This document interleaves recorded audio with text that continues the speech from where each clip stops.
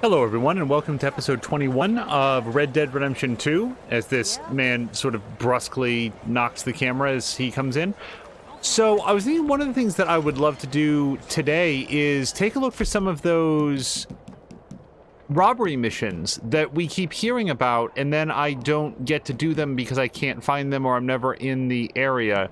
Let's just... what is this? Visit him. Where would I go to do that? Anyway, I wanted to go do a... wait. I have more robberies than just this one. Or the two. What happened to, like, the pig farm? Challenges, notifications, invites. So sometimes things seem to evaporate off here. I guess that's happening as I move forward in the story, is my best guess. So anyway, then let's go do this one. Catfish Jackson's. There's a man living south of Rhodes. It's rumored that he has a lot of money stashed away. Okay? Investigate the homestead south of Rhodes. Let's go take a quick look. So Rhodes, as I recall, is over here. So if there's a homestead south of here, it's not going to be at Braithwaite Manor. I guess it could be this, but that's like a ruin, as I recall. A homestead. I don't think it's going to be this. That's going to be the manor. We've got like a tree or something here. Some thrushes. That doesn't look like much of a homestead there.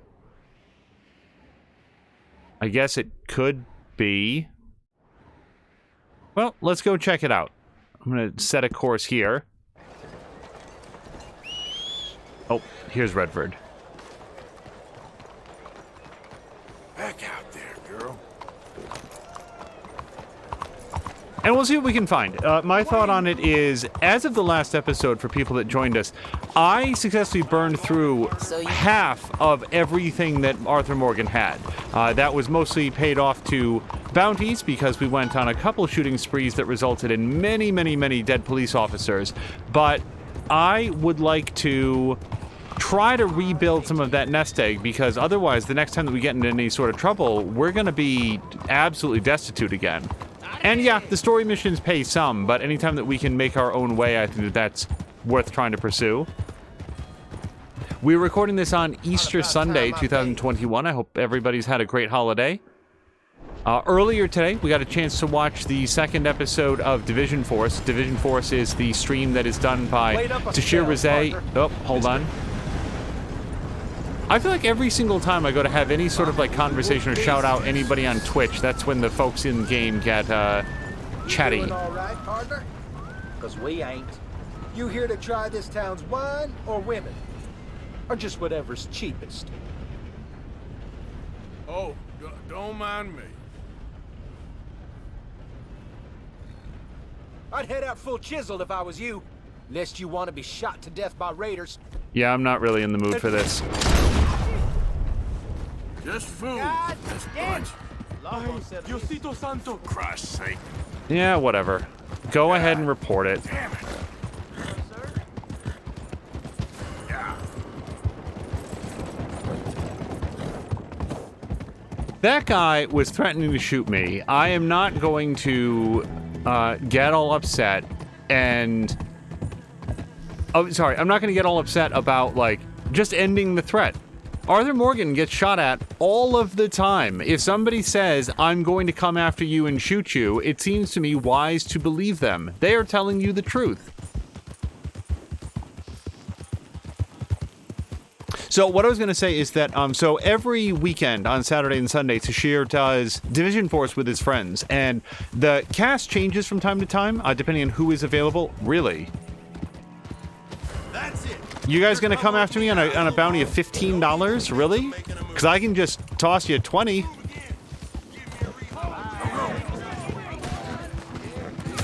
Yeah, that was bad luck. Okay.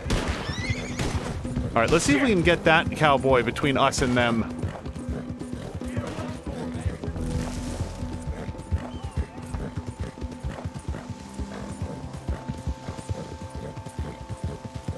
So yeah, depending on who's available at the time, they'll have different folks in there. But common mainstays are Ink, Patikin, Borlak has been in there on several recent episodes, and As far as I know, he's just somebody that Tashir met while streaming. I don't think that, you know, they knew each other until fairly recently. I could be wrong about that. It's just very, very cool how that game has provided such an opportunity to grow the community. I hope it was worth the $15, buddy. Am I really gonna have to shoot all these guys? I'm gonna try to get some distance here. Lose them in the woods. All right, jump. Don't trip. Good. Yeah.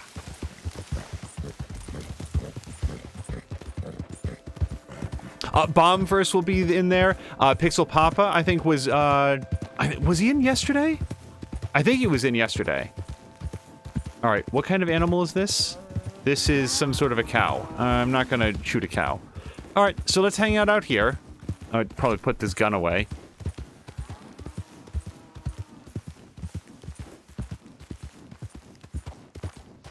Now, at issue is nothing here seems very much like a homestead to me. I like homestead, manor house, plantation. It's got 4 walls and a roof. You know, that's close enough. So, is this? Hey, what in nine hell do you think you're doing? Nothing. You guys seem to get wet behind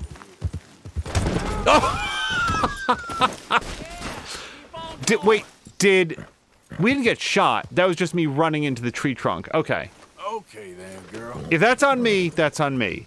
If that's on him, we're gonna have words. And not so much words, just violence. Okay, let me brush her because Okay, girl. she shouldn't pay a physical price for my inattentiveness on the saddle. So, oops. South of Rhodes. This is the same thing that happened last time. So here's Rhodes, and whatever the sign says, it's like here. So we've got Radley's house, Radley's pasture. South of Rhodes is as much as it says. I mean, I guess it could be up as high as here. Oh, wait, they've got a bounty mission. All right, let's go do a bounty mission. I want cash. I'll take it from whatever I can get. Robbery or bounty hunting. It's good all around.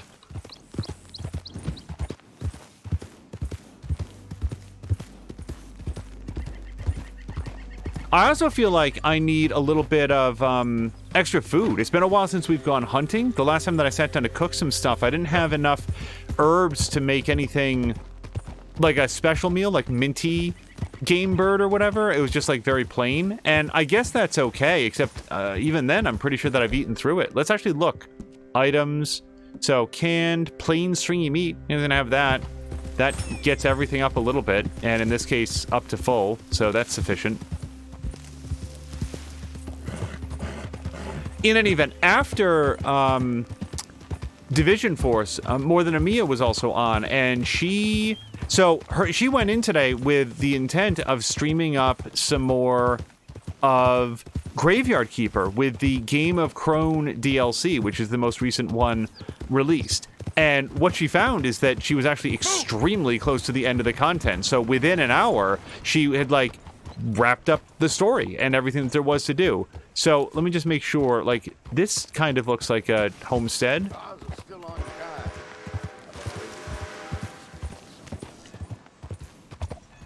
Yeah, I don't know. Boy, 75, that sounds like a real nice day. Or evening. What time is it? It'll tell me in just a second, I think. No, 2:02. Okay. Yeah, afternoon. We are headed towards that weather, I think, at this point in the real world around here. I haven't really had a chance to, well, I haven't taken the opportunity to talk about it, but we are right around my favorite time of the year. First or second, depending on whether or not I feel more like spring or fall. But that period in time when the real extremes that you can get during winter or summer aren't so prevalent, and instead what you have are nice, pleasant, warm days and nice, chilly nights where you can maybe have the window open a little bit, but otherwise, like, get down underneath the covers, and it just feels nice this time of year. The time, Civil War veteran. I know you can hear me. Yeah, I sure can. All right, well, based on the cut of your uniform, Nothing new. I think you were fighting on the side that didn't do so well, so I'm just gonna let you be. Come on in here. Here have my back. You make another move on me, and you'll regret it. Noted. Oh, So, good. My favorite customer. Fine. Here. This guy can talk a big game all he wants. I am here to try to get some... Actually, a whole bunch of things. I want some kidney beans, because look at how much it does for both the heart core and the lightning core, the stamina core. Let's get some of those. Get some canned peaches. Canned peas. Yeah, I mean, really, some of all of this. I don't necessarily want to be full on everything in the world. Oh, and then, yes, so, what's-her-face? Redford is really going to like the apple and the carrot. How do I put this? Hurry the hell up.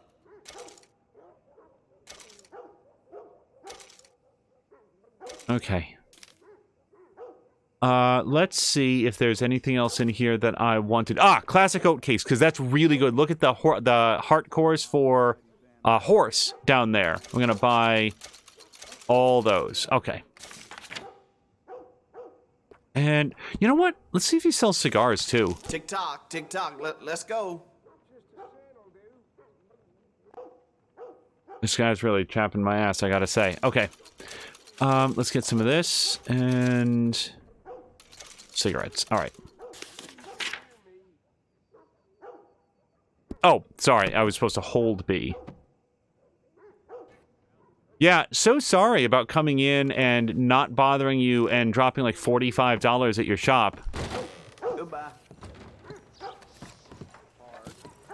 Okay, let's head on down the road. We're gonna hit the mail place, whatever you call it. The place where we can pay off some bounties and then grab that bounty hunting mission for ourselves. I can scarcely believe it. And it's not going to be worth as much as, you know, crime, but I also do like the story content, and that's, to me, the most important part. I like the story stuff. Oh, and, so I didn't finish up the Mia story. So within about, like, 45 minutes, she was done with it. So she had been planning to jump into the story mode of Red Dead Redemption 2 and did just that, and had a very, very fun stream, which was, much to my entertainment, formatted almost exactly the way that our episode 1 was. So if you look back at the missions that we did for episode 1, we didn't go back and look, but I think that it was exactly the same missions. And then she had some sort of a system crash that knocked her down a little bit earlier than she had been expecting to. Hopefully she will be back on stream. I am very bothered by the feeling that I've missed out on content in this. Like, some of those robberies are no longer on the list. I missed the opportunity to, like, go get some wood to build, like, a farmhouse. Or, like a house, I think. Yeah, let me pay down the bounty first before somebody around here gets some ideas. How about you keep your temper this time, Have I don't actually remember what I've done around Rhodes. I guess this is where we shot the sheriff. Was he friends with everybody or something? Why do any of you care? Pay bounty. Now, have we? All right. $35 to kill one lawman who just would not take a hint. $25 reward. Well, that's almost as much as I paid in my own bounty, but maybe he's got some other stuff that we can sell. Mark Johnson, who evaded capture years ago and is still at large. He is to be captured alive, last seen in the region of Stillwater Strand. I doubt there's anything on the back. I happen to know that fella is farming the swamp, or trying to, up by Siltwater Strand. Farm in the swamp. Okay.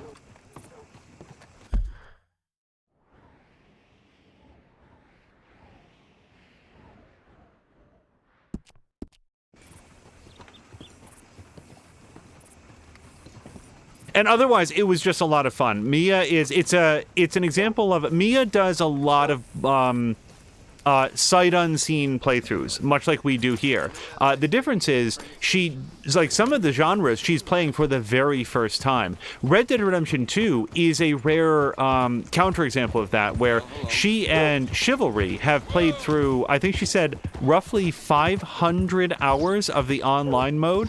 They have sort of a standing date night, or they used to, where they would go on and play Red Dead 2 together and sort of run around and interact with the NPCs and proceed with their various tasks, whatever their like daily goals were and so forth, and just have a lot of fun with that. I'm going to stop by the fence as well.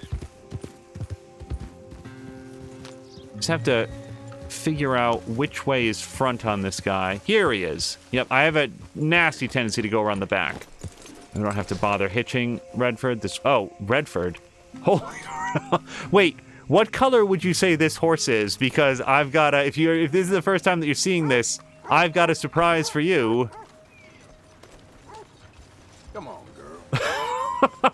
Jesus Christ. Redford, I am so sorry. Okay. Step up. Don't be shy, pal. Yeah, see, this guy's nice and pleasant. Willing to do business without a lot of snark. Rutlinger pocket watch. Wait, do I want to sell this? It's a unique item. I don't think I do want to sell that. It's worth $155. That might also be the only thing of value that I have to sell. Yeah, the things that are unique, like this pen and the pocket watch, like, yeah, I'm glad. I do remember getting that. We got it off the riverboat. Okay, nothing else to do. But yeah, so Mia knows this game, like probably even right now, much better than I do. She was talking about like what the different tonics and the different healing items do, and so it was a lot of fun to see her get to interact with the characters for the very first time, especially since the game rolls out certain abilities that like she was familiar with, like how to skin animals, and she was very frustrated that she couldn't skin a couple wolves that make an appearance very, very early in the storyline. So that was a lot of fun, and I had actually been expecting that she would go a lot further. If not for the crash, I suspect that she would have, and so she'll be back next week. At some point after that, I Moo Do You Moo Too, who I think currently still holds the record, like the current record for the most gift subscriptions to the channel, which I just want to bring up because I just hope that people understand that they're welcome to just hang out and watch. They never need to feel pressured to be as generous as they are. And, you know, I like Moo's streams a great deal and would be shouting them out under any circumstances. And today's stream was a good example of that. She has been persevering through what seems to me to be an extremely challenging part of Serious Sam 4. I don't know that spoilers exist for that game. I don't know if it has a story. Oh, yeah, Samlander is saying that Moo is a lot of fun. Very much true. And hello to Samlander, by the way. It's just this, like, long, wide corridor with some pits and an infinite supply of mechanical bulls that throw these bolos at her, and then we're gonna go to the center of this place. We're looking for, I think, a farm here in the swamp, and this is excellent lighting because I earnestly can't see very far in front. I feel like I'm that scene in the Phantom Menace where, remember in the trailer? Remember how good the trailer for the Phantom Menace was? With the musical cues and something unknown coming out of the smoke, and you realize, oh my god, it's going to be the first new Star Wars in I can't, Daddy, decades. Please. Let him in. You're here for your bounty. Hello. Come to Mama, boy. Don't shoot. I'm unarmed. We knew you was coming. I got something to ask. I'm a changed man, okay? Let me say my farewells. I'll come away peaceable. Make it quick. You're a forgiven man. Boy, come here. Listen. Exactly as I say. You hear? Don't leave us, Pop. I ain't gonna fight you in front of my family, okay? Sounds fair. So let's go? Or do I still hog tie him? Like, if you want Take me to... away or let me loose. Wait, is letting him loose an option? Because I don't... For $25, I don't know that I want to take this guy in. You gonna take me or what? You know what? I am legitimately curious if I just walk away. If you wanna take me, take me. He's showing us clemency. Go before he changes his mind. Go. Yep, I couldn't find him.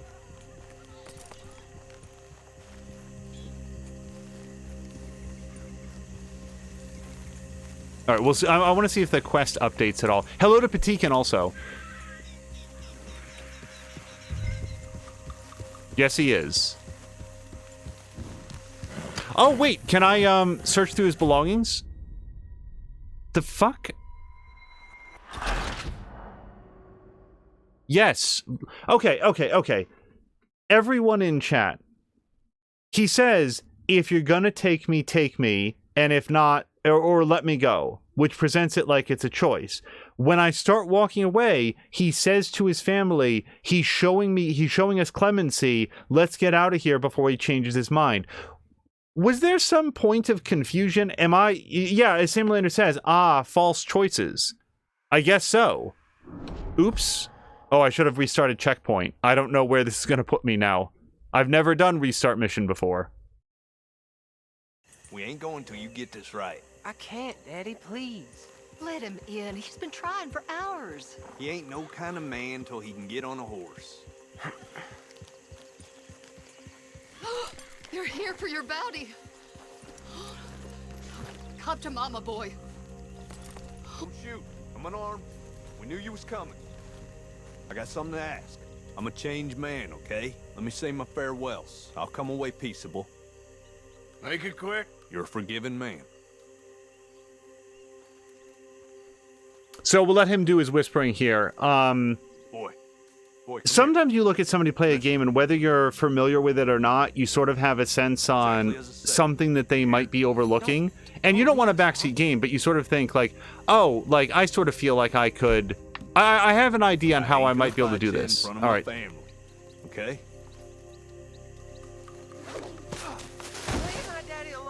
Like, this seems kind of cruel to do right in front of his family. You remember this moment. You're the man now. Be a man, boy.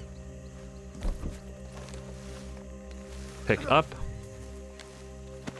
My point is, I have absolutely no idea what tactic Moo has not tried already. She has tried... Remember what I said, boy.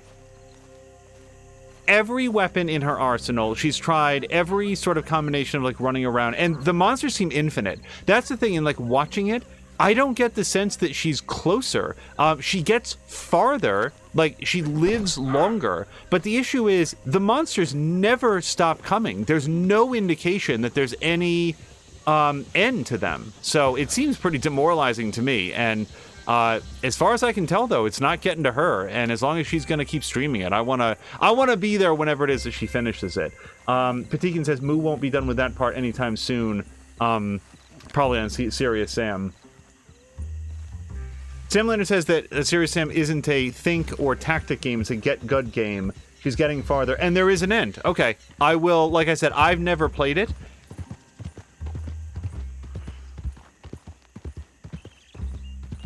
So it's good to know that she's on the right track, because like watching some of the runs that she's done at that particular challenge, and the fact that they weren't successful, like for how far she went, for how many she killed, I've been looking and thinking like, the fuck? Wait, what? That son of a bitch. Come back. Why did this happen? Oh, no. Did he cut himself free? I was not paying attention to him. I was talking about Moo. Be a man about this. I'll do these tighter this time. How's that? This guy has no dialogue, by the way. He's very muddy now. All right. Come on, buddy. I want to get back to the saloon before dark. Stow. Now what was the point in all that? Could have got your neck broke. Premature. Go back to his family. You're gonna have trouble. Oh no! No!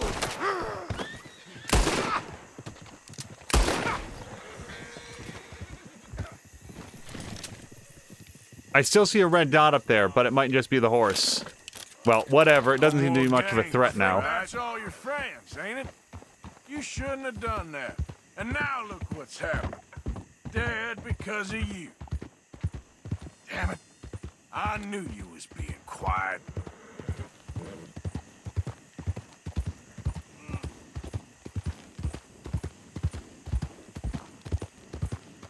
So anyway, it was just Johnson, what?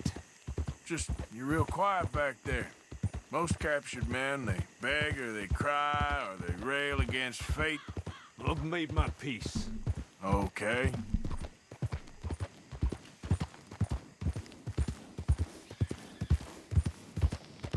it was fun to watch. Also, Sam Lander, I'm not sure if you were Hold there. on. Okay. Won't be long till we're in Rhodes.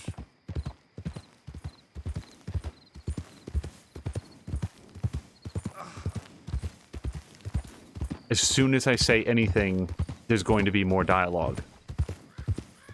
So I'm going to try to provoke it by speaking slowly about the fact that in your Battletech stream... Rhodes. See? You're almost shot of me. I'm ready. I hope they make it quick. Well, shit. The bounty on this dude is $25.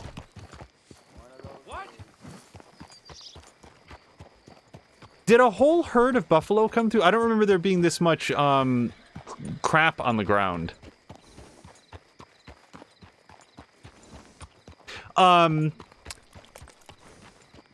Apparently, Moo was... Sorry. Grumpy was disappointed that you were praising all of the mech warriors or mech pilots in your pod, whatever they're called. Well, whatever... What's a group of mech warriors? A clan, probably? Except for him. So I knocked his teeth out. So I revealed to him that I redeemed the channel point reward on your channel to snub Grumpy's character.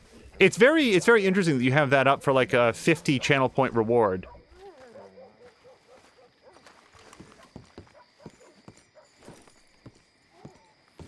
That for anybody who hasn't yet checked out Samalander, you A, should, and B, when you do, will realize that that's just a joke. You can only run so long, son. There's your cell. You're lucky it's not a grave. I was out in the bayou. Wasn't hurting no one. Maybe you weren't, but those partners of yours were a rough bunch. Go to hell. Go to the sheriff's desk. All right. Well, this is basically going to pay for lodgings tonight. That's the price for Johnson. I didn't take it, someone else would have. You tell yourself that, bounty hunter. You ain't whiter than white. I hope your past catches up with you.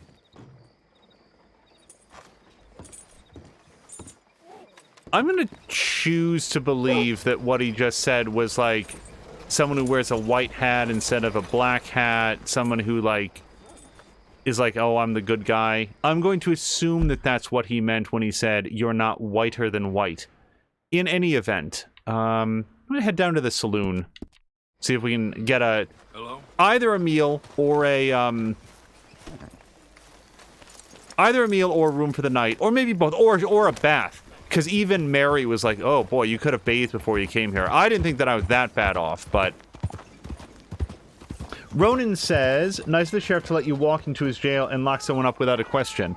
Yeah, I guess that's just how it worked back then. The sheriffs just sort of sat in their office and let all the work be done by others. But Ronan, I hope that I was able to show off at least some of Evil Genius 2 yesterday. We were going through the tutorial, so I didn't have a very clear sense on, like, how... Oh, somebody needs to brush this horse.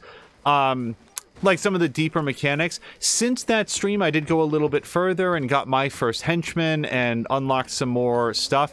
I will say that so far, my experience with it has been somewhat different than Jason McMaster's.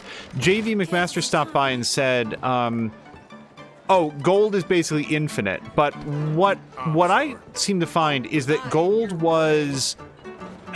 It was operating a little bit like influence in Stellaris, or like mana in a Crusader Kings game, or Europa, or like, what was that, Rome game, whatever they put out, where it is it's basically a limiter on how quickly you can grow. It's the resource, like, you're never going to run out of money to the point where you, like, lose, as far as I can tell. But what you can do is have your plan stymied because you haven't planned far enough ahead to have what you need on hand when you need it. So I don't know how it's balanced yet, but I don't have as negative a view on it so far. Partner? Welcome. And even then, I don't want to characterize McMaster's take on it as negative. His exact phrase was, I wish I liked it more. I think that's what he said. Can I? No, probably not. Can I see if I can have that? Let me just try to slip through. This seems like a happening joint. Rhodes is not a large place. Look how many people are hanging out here. Excuse me. All right now, break's over. All right, let's get all cleaned up. At what point does the pomade come out of his hair? Is it like the next time that he... maybe it'll come out now, because I'm going to scrub. You need some help in here? No, thanks. Yeah, I think I'm okay, thanks. All right. Suit yourself, sweetheart.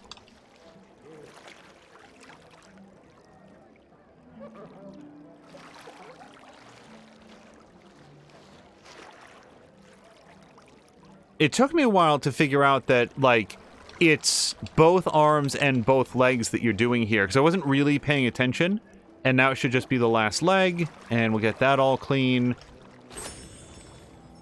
And I really should probably do this in the morning, because I don't know if it's based on time or activity. How you boys doing? What time is it now? It's pretty late. Yeah, 1 a.m. You all on your lonesome? I'm going to get a good meal, and then a good night's sleep, and then we're going to head out and probably do some kind of mission. Oh, I do apologize. Ronan says no hurry, or no rush. He's already got plenty to play. Oh, and also, Sam Lander, really enjoyed your stream of Farming Simulator. Was that yesterday before Battletech? I kind of think that it was. What can I get Food. for you? The fried catfish, Oh, please. I don't mean to pry, but, well, you look like something of rough and tumble type.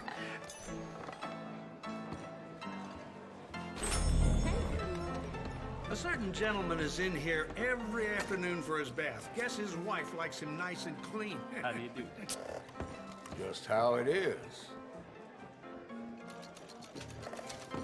All right, let's go. Oh, wait, it's not upstairs. That's good. Hopefully get at least a few hours of sleep here. You need someone to sort you out, That dandy who works at the train station. All right, let me just slip in here and nope, not sit. Sleep. Son of a bitch.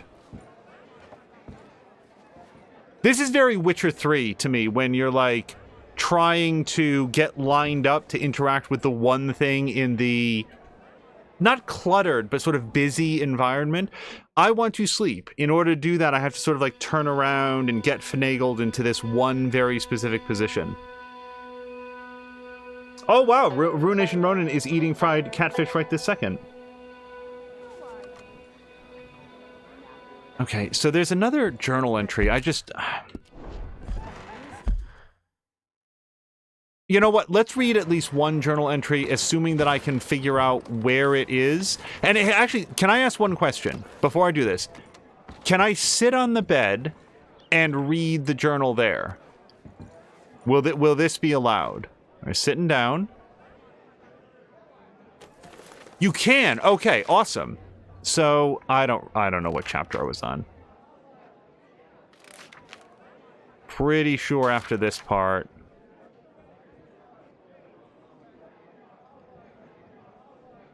Nope. Okay, I hadn't gotten here for sure.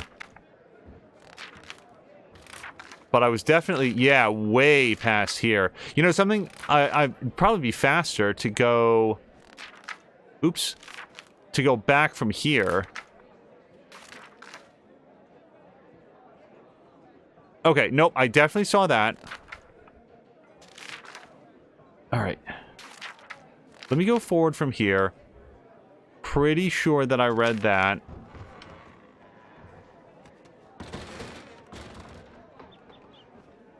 Yep, okay, I definitely read this. So let's skip ahead a little bit. Roads.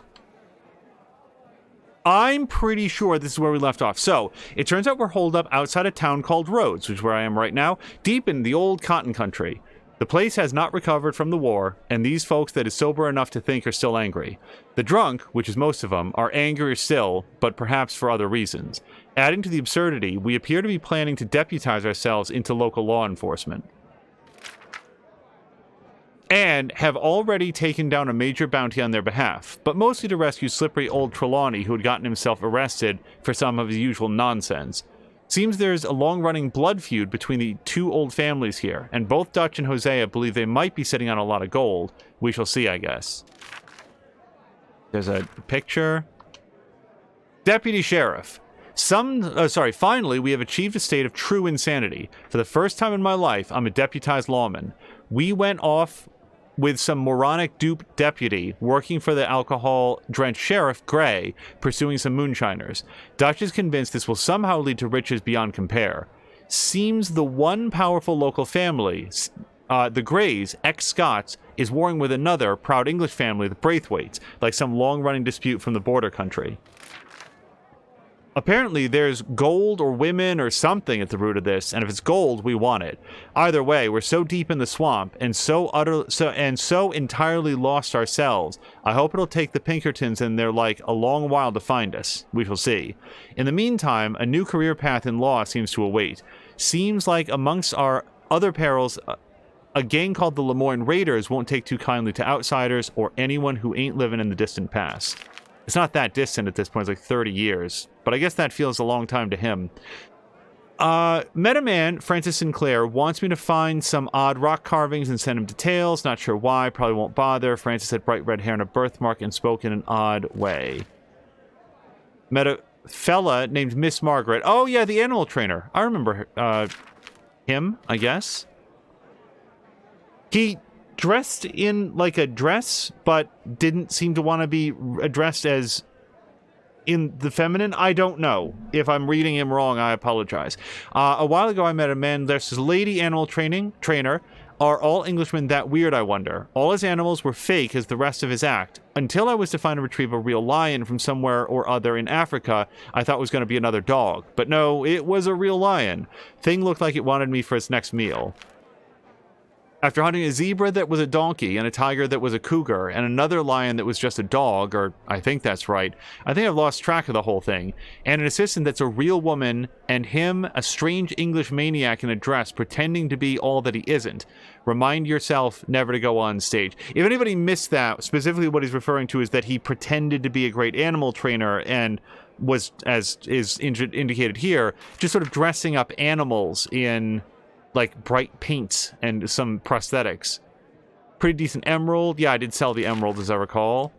That emerald was about as real as the zebra and worth a whole lot less. Okay, I didn't think it was worth that much. It was worth something, at least. Seems Miss Margaret made idiots out of all of us. What did I expect? A man who dealt in fake tigers gave out real gems.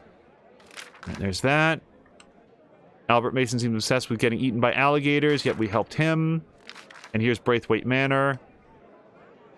Okay, let's head out. I don't want to spend the whole of my life reading that journal. I'm trying to get caught up. It turns out that he actually notes in his journal when almost anything happens, and I haven't been reading it. And some of those entries really do illuminate how he feels about stuff. All right, excuse me, sir.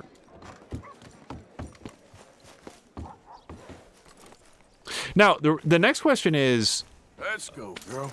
Where are we headed? Because I actually don't know. I wanted to do a robbery, but I can't find any robberies. Catfish Jack says, what's the other one? Rocky 7. There's a wealthy couple who recently bought a house far north of Van Horn. Could be worth a visit.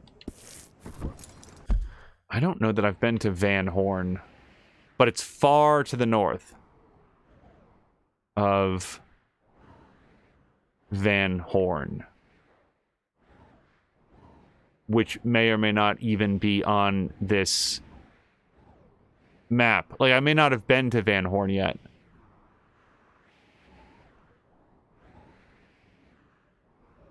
All right. Somebody somewhere at chat is going to be yelling, "Oh my god, it's right there." Let's go do this, because I did not realize that I had access to like a white circle, and I do want to do those. Oh boy, this is going to be a trek. I'm sure we'll get interrupted by something here.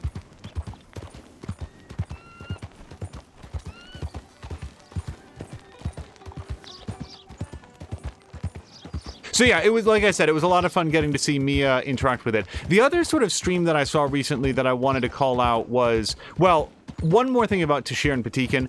If anybody missed their playthrough, and it's actually incomplete, of It Takes Two, that game just continues to impress all the way through. It's just, the further that they go, and Patikin feels the same way, and he's at the controls. I don't know that I've seen them do the same thing more than like 2 or 3 times. Like, they'll go into a section, will introduce all new mechanics, and then they will use those mechanics to advance one section, and then the next thing that you know, they will move on to something completely new, and those mechanics will not be seen again. Now put your hands high and push! Come on, show me something. You better not drop it. Oh.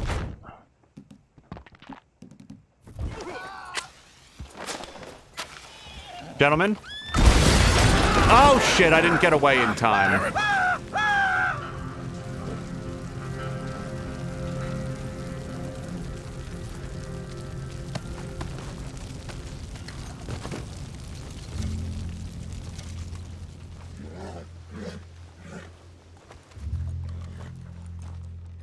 Come on. I'm sorry about that. Yeah, you're gonna be okay. That's why we bought the oatcakes, everyone. Feed. Yeah, here you are, girl. Oh, wait, my hat. I don't want to leave anything of value here. My hat may also be cinders. Oh, nope, there it is. Now, so much for my bath. Jesus Christ. What even is the point of trying to maintain good hygiene when you're just constantly covered in burns?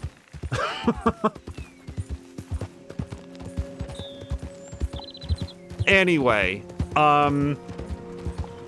do not sleep on It Takes Two.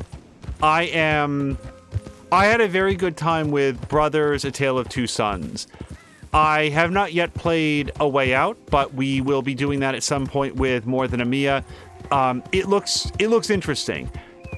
It Takes Two looks brilliant. I haven't played it, but seeing Patikin and Tashir go through it, and before that, the Geek Pantheon, and sorry, BTR, Easy. stupid rabbit, watching them go through it, the game just doesn't let up.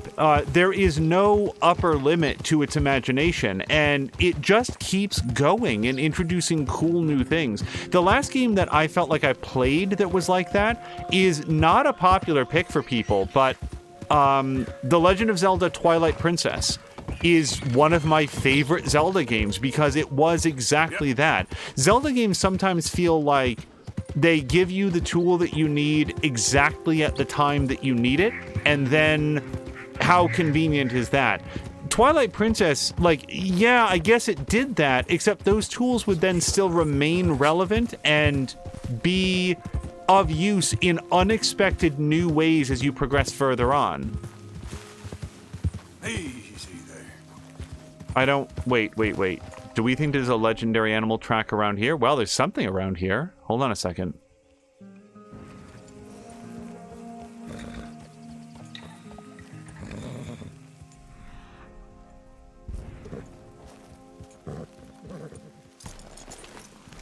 Okay, let's not make the same mistake that I made last time of not being properly equipped. I don't know what the legendary animal is, so I'm going to take 2 things. I'm going to take the bolt-action rifle, and for close encounters, I'm going to take this double-barreled shotgun.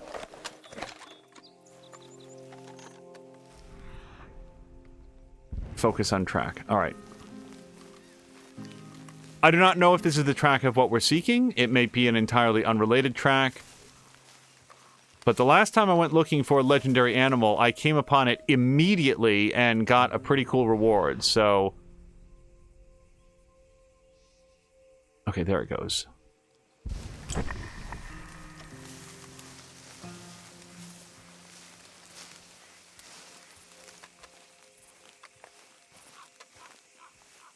I don't know if I have to continue to creep.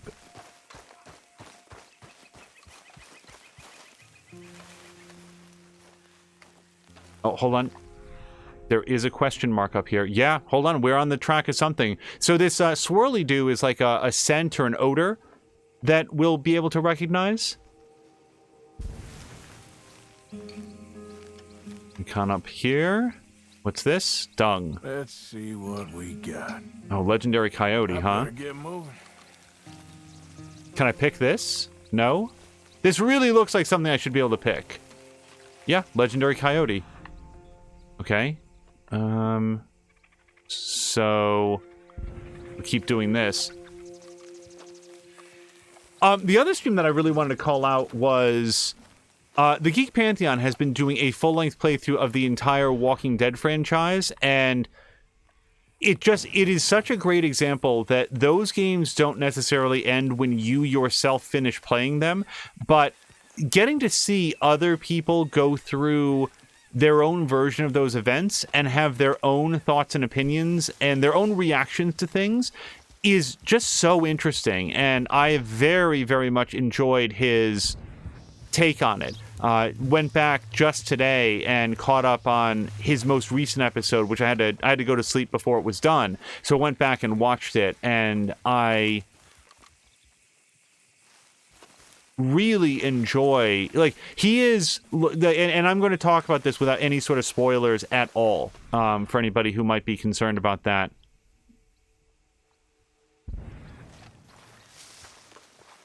But he has repeatedly picked up on things and really, like, homed in on things that I just didn't think about. And I'm sure that in my playthrough of this franchise, I reacted to things and got animated by things that did not occur to him. Okay, but these are two separate tracks, right? I sure hope they are. Also, I do hear something that sounds dog-like.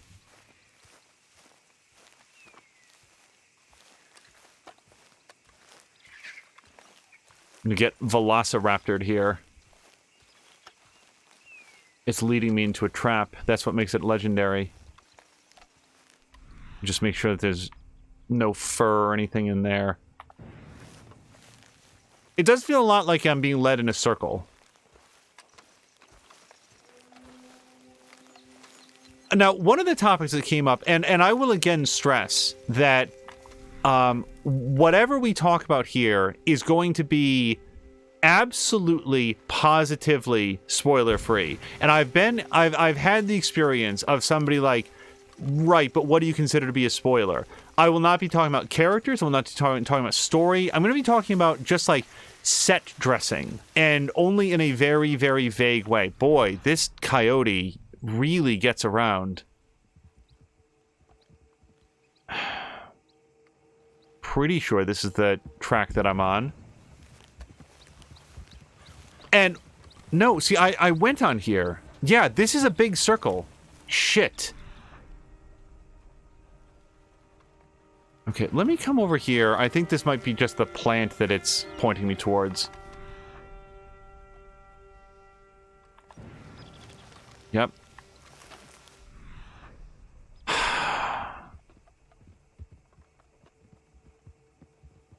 No. How do both lines go this way, though?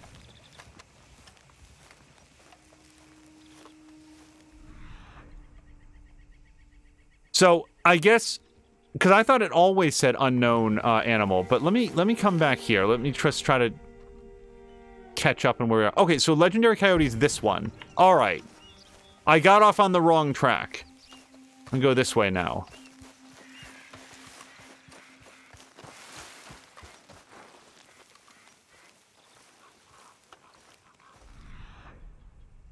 Legendary coyote. Okay. Wait, no. Now it says unknown animal again. Unknown animal, legendary coyote. Legendary coyote. This is the one that I want. And it is going... right here. This is where it beamed up to its spaceship, I guess. There must be something else. Okay, so it must be that, plume over there. That must be what I need to find.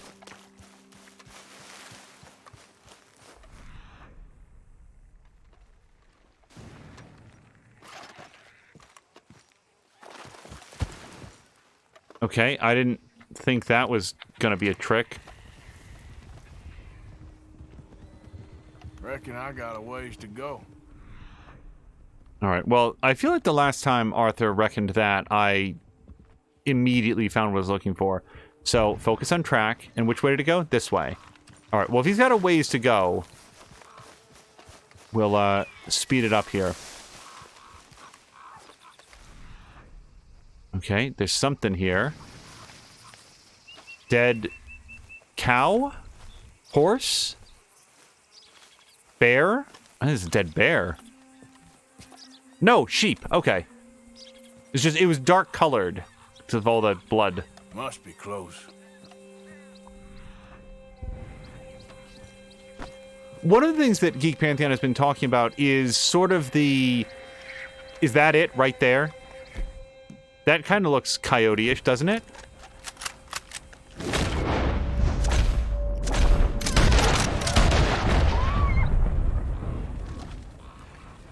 I think that was it, because I got a golden paw print there. Then again, maybe this was the golden coyote's son. Now he's going to come out. He's the size of Big B Wolf. Oh, he's coming back for his kill. All right. Legendary coyote.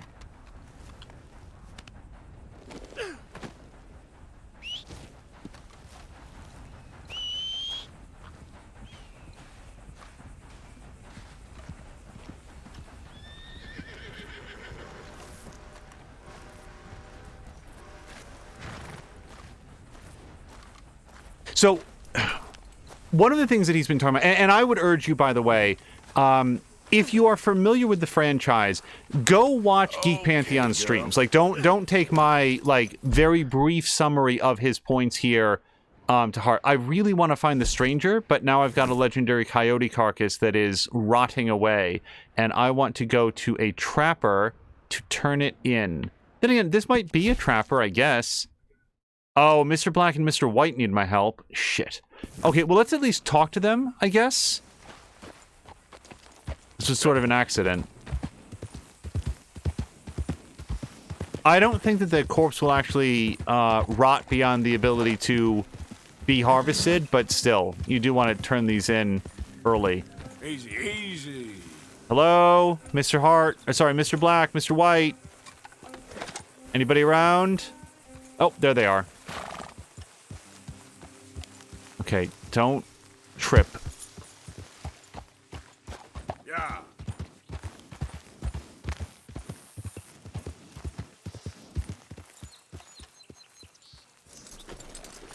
My belly. What is this? Is he sick or hurt? Hey, mister. Oh, hey, friend. You boys don't look so fresh. Hey, Rickety. I think we're dying, friend. We ate some bad mushrooms. Bad business, sure. It's been real tough, partner. So it seems. I hate to ask, but we need some medicine. Kind of fast. Medicine? Yeah, look at us. Look at me. And he's worse than he looks. Oh. And he looks like shit. He ain't gonna last 3 days. And me, I ain't well. Not at all. Not at all. I'm begging you, partner.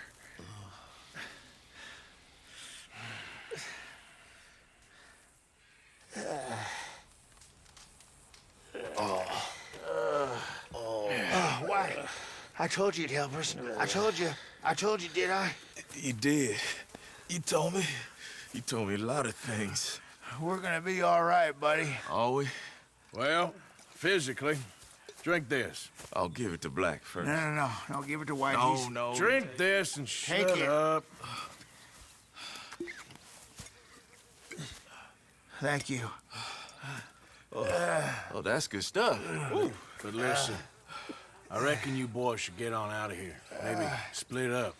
Head up north or overseas. They don't like groups of men. I know. I hear you, boss. Hello to Captain Dingus as well. Oh, once we're better. Oh, yeah, well, I agree. I mean, I can't... Okay, so glad to do that. Patikin also said that Redford pooped on the coyote, which I full on believe because she'll poop on anything. Now, Trapper. And then what I wanted to talk about is that one of the points that Geek has been bringing up is, so we can go all the way over here. There's got to be a Trapper that's closer than that, though. A fence. Go up here. There's a butcher. That's not really the same thing.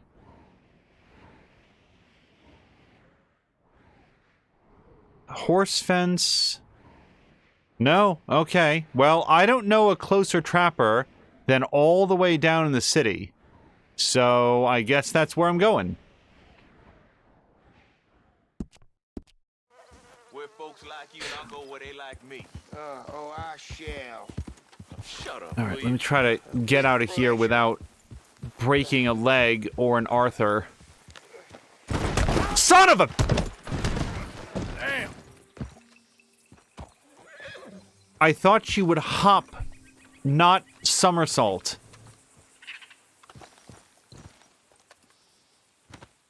Why does it show this as being the way to go on the map?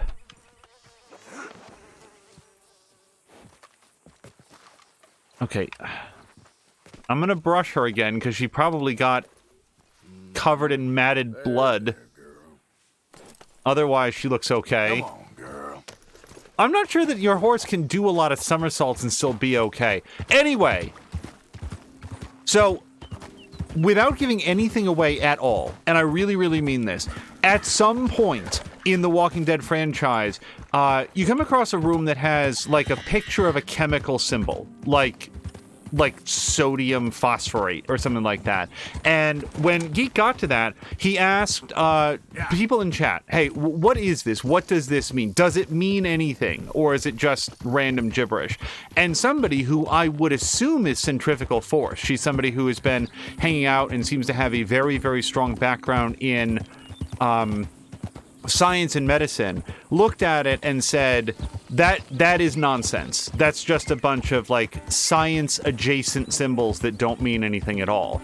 And that sort of kicked off a conversation about, like, what's the due diligence for, like, a game developer when you can put anything in the environment? You don't have to go buy an antique chair, but if you're going to make something that looks like an antique chair, what is your level of responsibility in terms of, like, dressing it correctly so that it looks appropriate, and that somebody who knows what you're trying to talk about won't get yanked out of the story? And I thought that was a very interesting topic, because for me, that chemical symbol on some random thing, it doesn't mean anything. It is not a plot point, which is why we're talking about this, because it is not a spoiler. It is literally just something that was inserted into the environment. Somebody did a Google search for science stuff and put science stuff on a wall without regards for what it meant, because it is totally incidental to the plot. It doesn't mean anything at all. It is not a plot point. Now, that was being compared to other things that I'm not going to talk about here, but kind of common sense, everyday things that every single person here in chat knows. And when you see those rules violated, I don't know how to talk about this. I'm not going to give away a spoiler, and I don't want to, like, be too circuitous about it. But let's envision that you were watching a video. There's Arthur Morgan right here. At one point said during a cutscene, well, that makes me so angry, I'm just gonna T-pose. And he suddenly, like, just struck a T-pose and just stood there, not animating at all. Hold on a second. I think this is Snakebite guy. That the Snakebite fella? Again? It's real deep. Suck it out of me, please. You're damn lucky I have this. Hello to Mio. Can't believe Also, I'm Rickety saying that careless. my horse is trying to kill me just like his was trying to kill him. I owe you so much, mister. Can't believe you saved my life twice. Me neither. It's actually 3 times. I best be getting back to town. Gonna stiff one tonight. For anybody wondering, I cannot That's give it. this guy a You ain't ride. getting another out. Oh, hello to Grumpy. To go back to my not entirely great example, you would look at a scene like that where Arthur Morgan decides to express his emotional discontent by T-posing as though he was a broken character model. That's not the way that people in the real world operate. It's very, very silly. And the idea of trying to write it into the story as a character quirk is just absurd. I don't know why this wagon stopped. Okay. Apparently he's trying to get real dead. Like a scene like that would immediately yank you out of the story that you're watching, because suddenly it's not a story full of characters, it's a character model that is malfunctioning, and for some reason the developer thought it was easier or faster to acknowledge the bug as some sort of a character quirk instead of like a personality quirk, as opposed to simply fixing the bug. And that, to me, is unacceptable. Like, that's where, if it's going to destroy your suspension of disbelief. And here's another real-world example. Has anybody in chat ever heard of a television show called Siberia? I bet no one in chat has heard of it. I bet a couple people are going to, like, Google it or whatever and then say, no, I've never heard of this ever. Siberia was a fake reality television show that was on, was it like ABC or something, for like one half of one season. And it was actually very cool. I actually liked it a whole bunch. Let's fast forward through the whole premise of the show and everything else. It went from being like a fake reality show to being like semi-lost in terms of like how wild it got. And then there was no follow-up to it. So I don't know that I can spoil it. I don't know that I can recommend watching it. There is no resolution to anything that happens.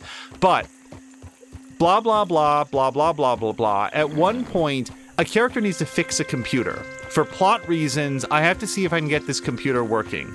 And he takes a screwdriver and he puts it into a computer case. And I can just look at this at a glance, and say, there's nothing in that computer case at all. It is completely hollow. It is a totally hollow computer shell with like some random wiring sticking out so that the audience can see it. And it is a terribly unconvincing prop, such that I don't know that anybody could look at it in any way and say, yes, that is a computer with circuitry inside. But the thing is, like, to me, I looked at it and said, it doesn't matter. Okay, it was a prop that was $30 too cheap. They didn't put any RAM sticks or motherboard or, I don't know, calculator inside of it. So it's just so painfully obvious. But probably 70% of people aren't even gonna care or look at it, and the other 30% of people that look at it for 5 seconds and realize that's not actually a computer, what difference does it make? I guess I got pulled out of the narrative for like 4 seconds and then was like, it's fine. You know, if they had spent $30 more to get an old broken Dell that had just broken components inside of it, would that have been better? I guess a little bit, like 5% better, but I'm fine with it. Now, because the point is, this dude needs to fix the computer. He doesn't know if he can, and there's narrative tension about whether or not he can fix the computer. And that's it. Whether or not it's a functional computer prop, literally, it doesn't matter. But let's say that he was also doing that, and I really need to fix this computer, and he held up a Super Nintendo. Go on. That's like, whoa.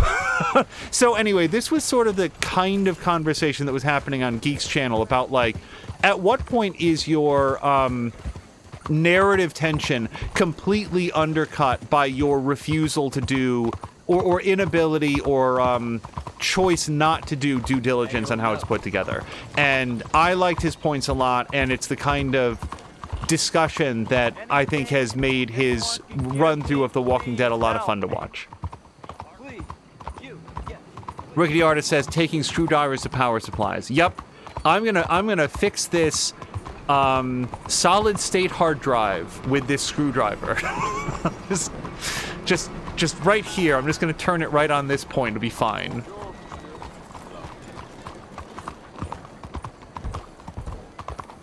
So yeah, anybody who's joining, you know, when we're on a horse ride, I'll take opportunities to talk about other stuff. But we are, in fact, you might not know it, but the bruised and battered and clotting corpse on the back of our horse here is a legendary coyote. And I sort of came across her accidentally, and now our goal is to just make it to the trapper without basically flipping over and dying a whole bunch. I'm not going to be able to slip through because of the cart right there. Sam Lander says, computer repairs are boring. Either you're just swapping out parts or you're typing on a keyboard. You almost never need tools.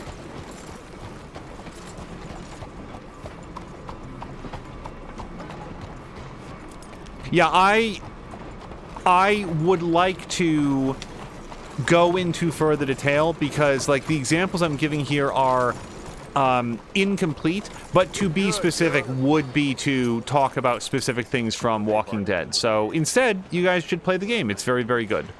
And I like watching Geek play it and talk about it. There's some sort of argument happening over there. I'm not going to get to talk to them about it because I need to turn this in before it just turns completely to maggots.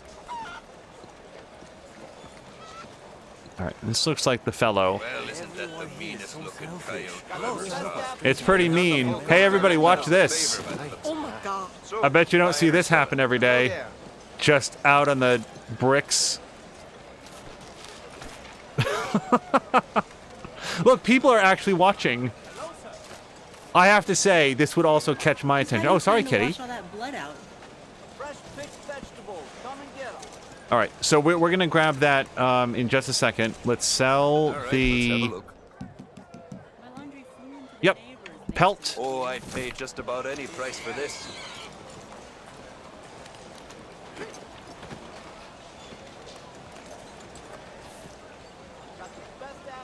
Wait, it's telling me that I can't harvest all of this animal's parts, and I might need one of the parts. So hold on a second. Let me see if I can sell something else off of this guy. I don't think I need this vulture feather for anything. I don't want to sell this just yet. Gamey bird meat. Let's sell some of that. Let's sell some of the stringy meat. Game meat. Heron. I don't know if I want to sell the heron plumes. I think I'm collecting them for somebody, but I don't really remember. All right. Hold on a second. Is there anything else I can... Nope. Okay. He's saying, hey, everybody, free show. Skinning show. Right, let's see. All right, sell the carcass. Boy, the things I can make with this. Okay, now, what can you make with it? Because... All made to measure. Yes, I think it might be the fence that can craft something out of the pieces that we got. Survivalist. Oh, no, I can't do anything with any of this stuff. All right. So I think what I actually want... So what I want is the trinket, and I think that I get that from the fence. I'm not gonna dress like this. I don't hate Arthur enough. Nope. You been up to the ridge west of Annisburg? Good hunting. You meet a falconer named Jerry. Tell him I said hi. Thank you. Okay, well, I'm not all burned anymore, so I think the rain washed away the soot from that dynamite explosion. Hey. Patikin saying it was very... Yeah, I did not mean to kick the cat. My girl. Oh, derp. Hold on, the fence was right here.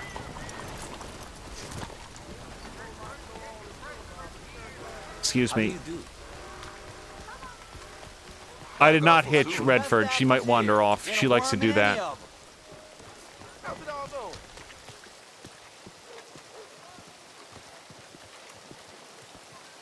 I don't like banging into people. Very sorry. All right.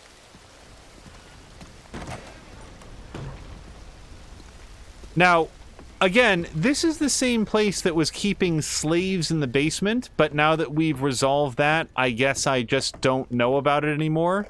I'm gonna keep checking. All right, craft. I think that's what we want. Coyote Fang Trinket. I don't know what it means yet. Permanently increase the player's Deadeye experience bonus by 10%. Well, I'm glad I got that before it filled up completely. Now, let's see if we can buy anything else from this fellow. Wait, High Roller Revolver? That sounds pretty good. Do I want that? Well, I want more dynamite. We saw how that comes into use. We get some more throwing knives. Moonshine? I've got 2 out of 3, and I don't drink that too much. I think we got all those. High Roller Revolver. You know what? Buy it. All right. Where's the fella who was here last time I came in? Oh, you probably mean my brother. Far away from here, I hope, not sullying my good name any further. So you don't know nothing about those fellers he had chained up in the basement? Of course not! I was out of town! Now, is there something I can help you with? I really don't want to talk about that sordid business. Okay. They did acknowledge it. And last time I came in, I didn't do any business here, so I guess maybe that's what the difference was. Okay, so I've got a... Yeah.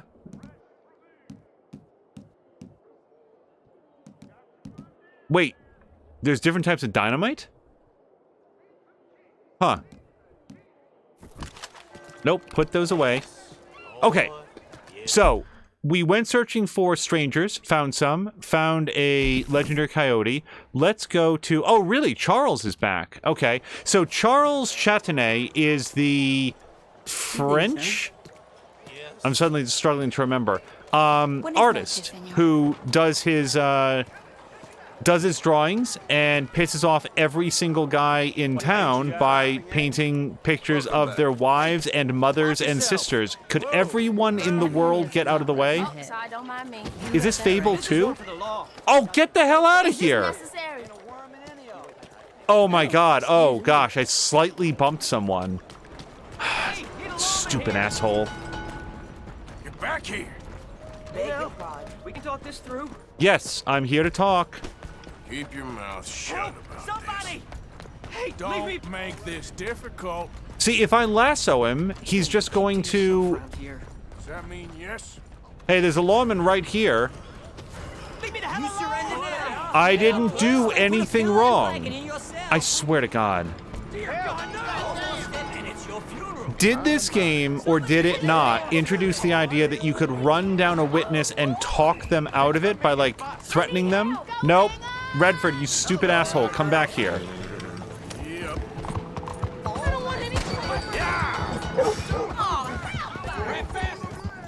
We'll lose him in the fog.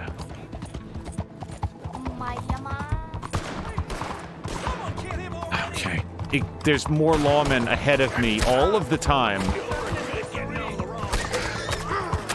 Really getting sick of getting shot.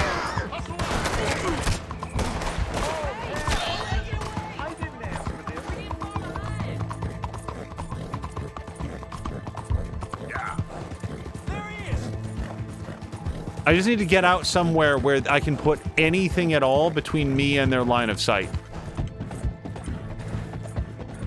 $5. They spent more than $5 in bullets shooting at me. Okay, hold on. Yep, hold on. We can see some people searching outside of town. Turn around.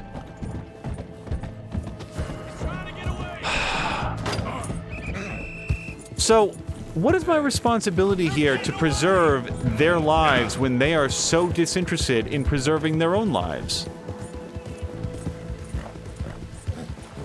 Oops. Hey, Redford, how good of a swimmer are you?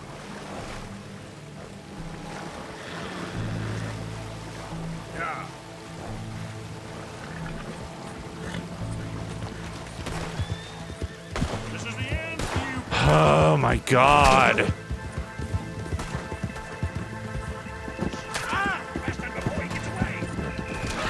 Thank God I had that fried catfish.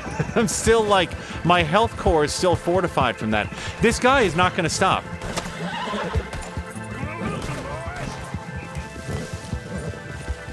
Before there were the Dukes of Hazzard, there was Redford jumping over a 3.5-foot fence. I cannot believe this. This is a $5 bounty.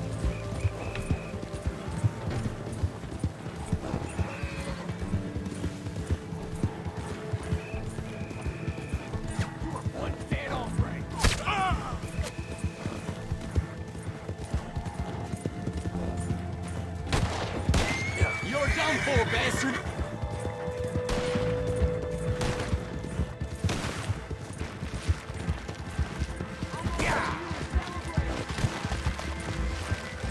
I just need... Jump, jump, jump. Okay. The thing I've learned with Redford is that you just never know if she's gonna jump over the obstacle or trip and do a triple pirouette and buck you off into the nearest tree trunk.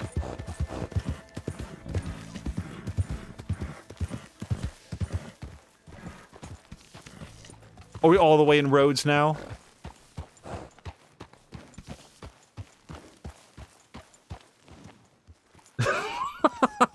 As Dingus says, for the crime of bumping into a couple people, I've been sentenced to death by firing squad.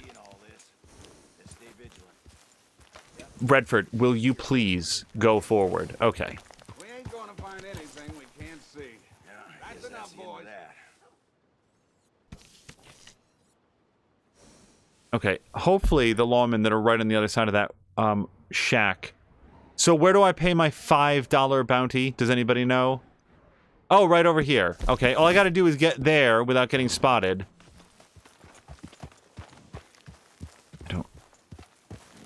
We'll skirt around the outskirts of town by the light of the moon.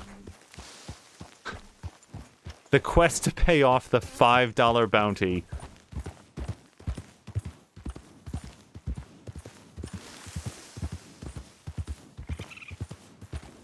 Speaking of menial amounts of money by modern standards, twitch.tv/morethaname and I were playing Man of Medan, and now both sides of our stories are up for people to watch. And at the very beginning, there's a super incidental plot point about like 50 cents, and Centrifugal Force like looked it up on like a one of those calculators that helps you to see like inflation over time, and said that at the time, which was like the game has a very, very brief prologue that appears to kick off in like 1945, 1946, somewhere in there. 50 cents would have been worth about a little bit less than $10 in modern currency. How do you do, sir? This is just an interesting fact. Here's my $5.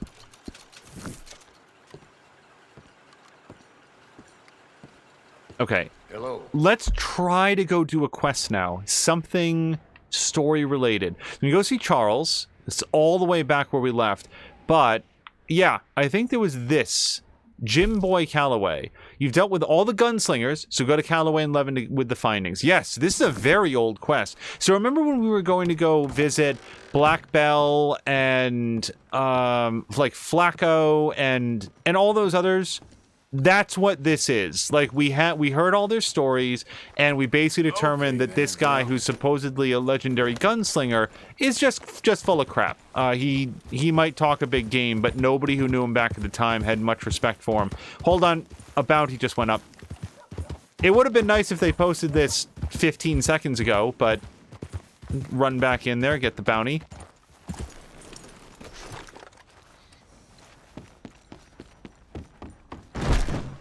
Oh my.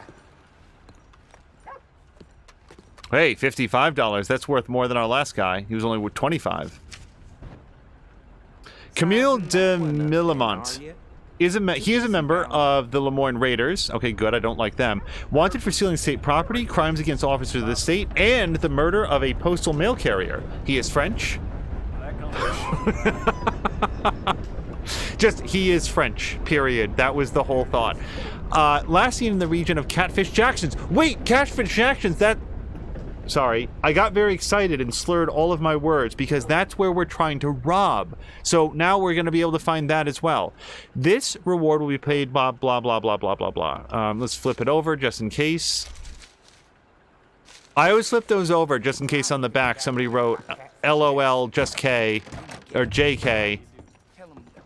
Okay, Catfish Jackson's.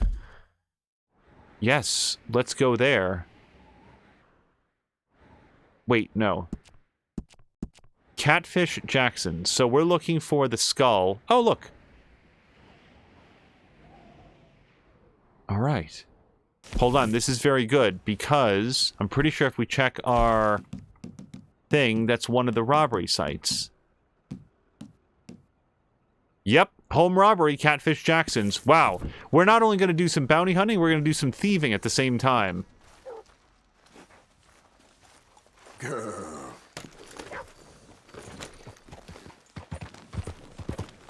Don't run down the dog. Captain Dingus says he is French.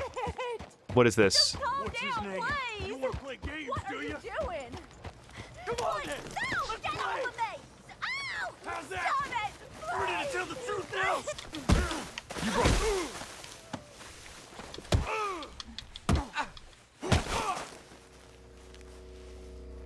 Oh, mister.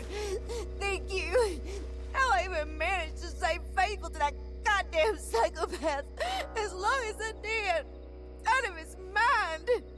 You should get out of here. I'm sure this attracted some attention.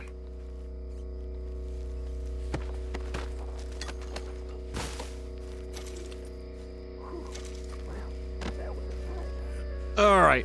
So the trouble with somebody like this is that he is going to wake up tomorrow with a headache, maybe a sore jaw, and he's going to be in a bad mood.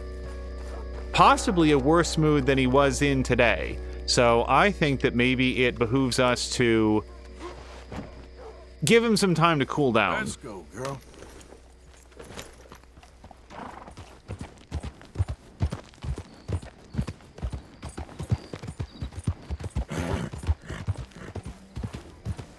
Oh, crap. Slip through here.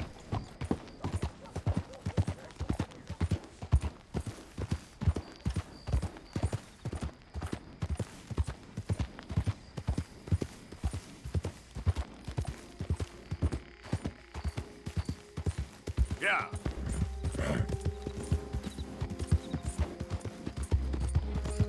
I have to say, you know what game still sticks out in my memory as having the... Oh man, now I'm trying to remember. I'm trying to remember which one it was.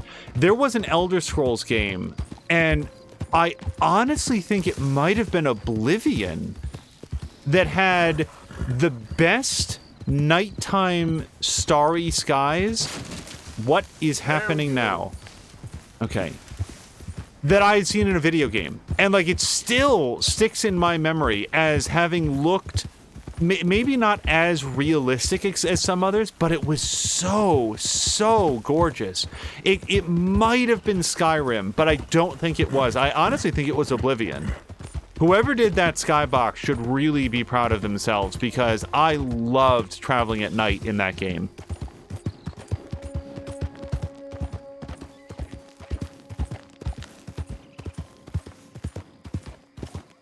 Whoa. All right, this is pretty good.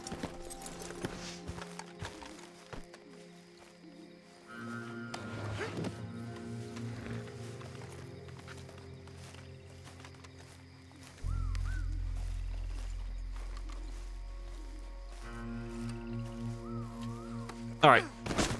Hope you don't starve. Okay, girl. Yep.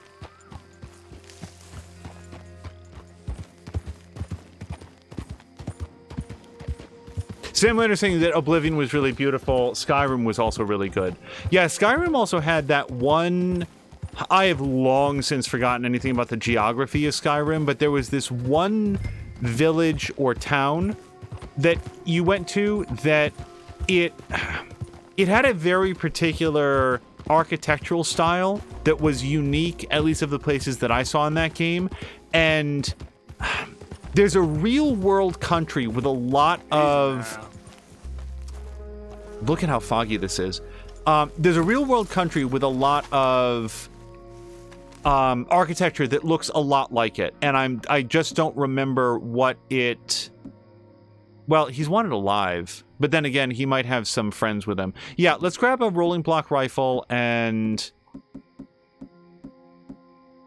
pump action shotgun. And let me just check the condition on these. That one's okay. That one's okay. Okay, and okay. Yeah, so I don't have to do too much in the way of, fixing up. But it was like this sort of this snowy village that was up. I mean, everything in Skyrim is kind of snowy, but this was like really up in the mountains, and it had this just like storybook quality to it that I really liked. And when I bought a house, that was the one that I spent most of my time with. My character settled down with Lydia, as did every single person who played with that game, because Lydia was awesome.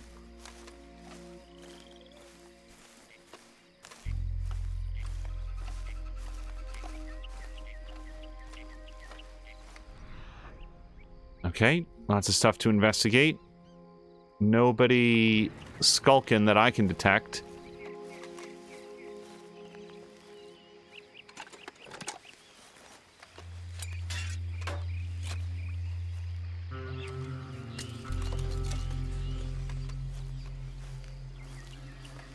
Show yourself! Come out with your hands up before I lose my patience! Where are you? There he is! Okay. Yep.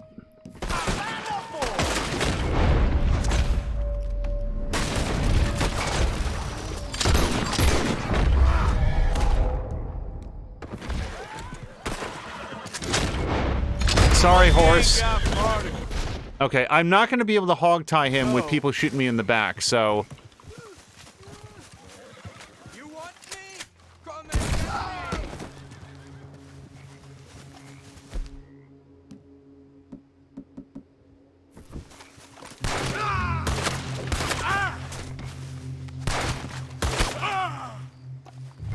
Tell me if this ain't tight enough. Get your filthy rope off me, you peasant! Oh no, I've been called a peasant. My ego shall never recover. I have committed no crime. I fight for your country.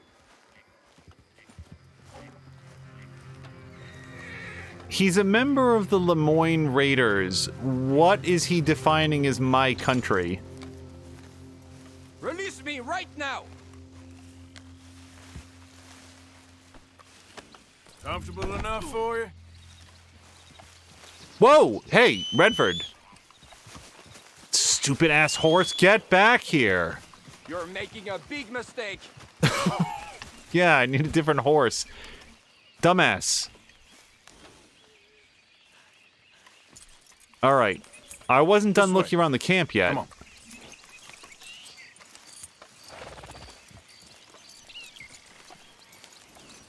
But Deacon said, like, look at the fog and the light. Yeah, no, this game is relentlessly gorgeous.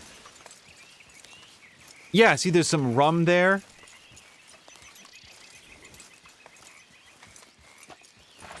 Alright, hitch.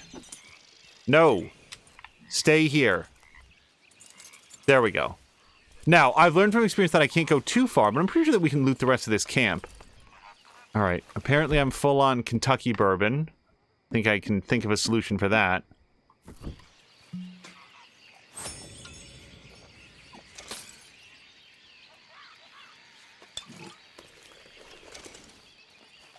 This probably opens up.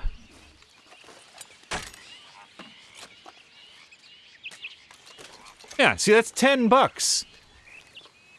if bumping into a random person is with, I can now bump 4 people, Redford. That's why I didn't want to leave yet.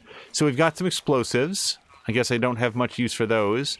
Ah, now this looks like where they keep the good stuff.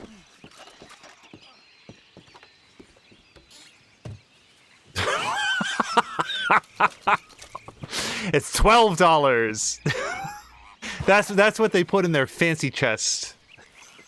the one roll of bills equaling all of $12. Open it up. Thought it was gonna be like a gold bar, the real emerald, the sword and the stone. No, it's $12.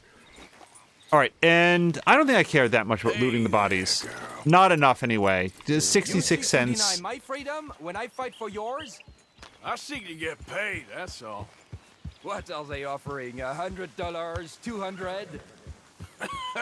I wish you was worth 100. You're a cheap son of a bitch. I almost didn't bother. What? There must be some mistake. My name is Camille de Millemont.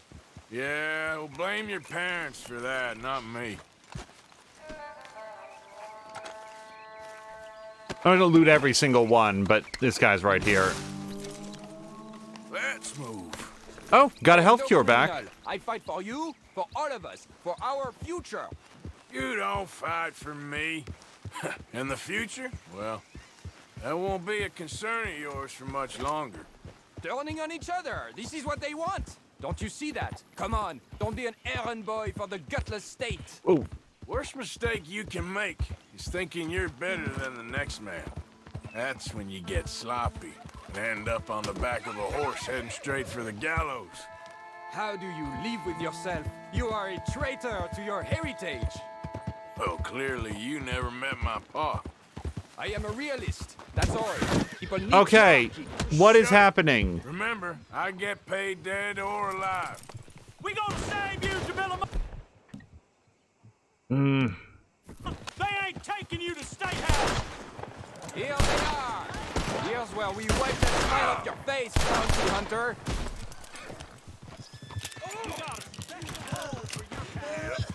Go on, boys. Kill this son of a bitch.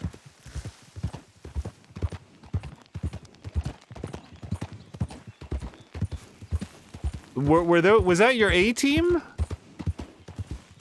Or did I kill them back at the camp? Because they weren't very good.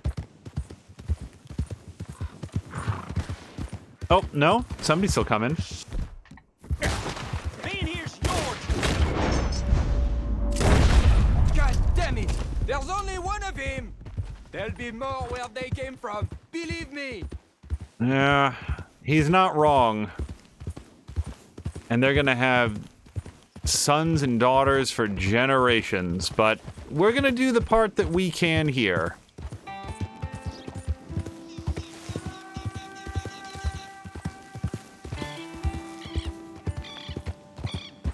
I simply understand that was the A-team was back at camp, I think. That was the beta team. Dingus says the A-team was that deer that that tried to use itself as a roadblock. Yes, that was the Lemoyne defense deer. If anyone gets captured, it's trained to throw itself in front of the horse and tangle up the legs so that then the rest of the defense team has time to catch up. It's a very advanced tactic.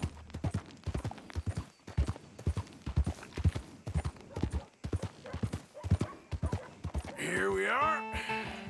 You're making a big mistake. We're on the same side. No, we ain't.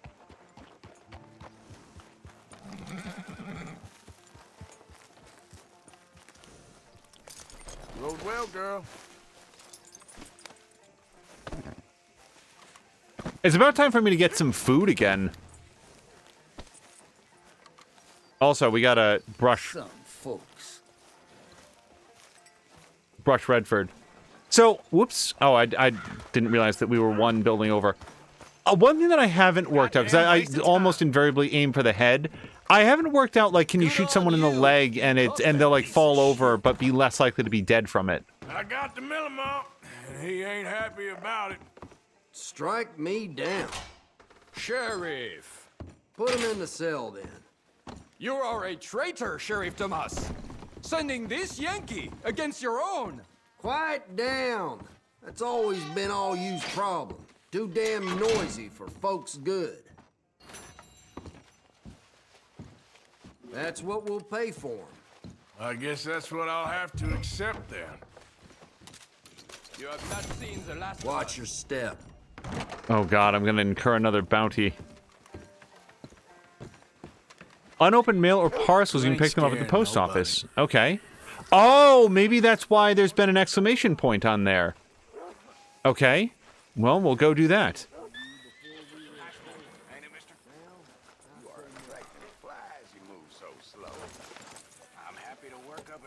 Oh, I forgot to brush her. So, mail. Where's that? That's over here. Oh, no, look. Okay, so that's not the exclamation point, because now it shows the letter.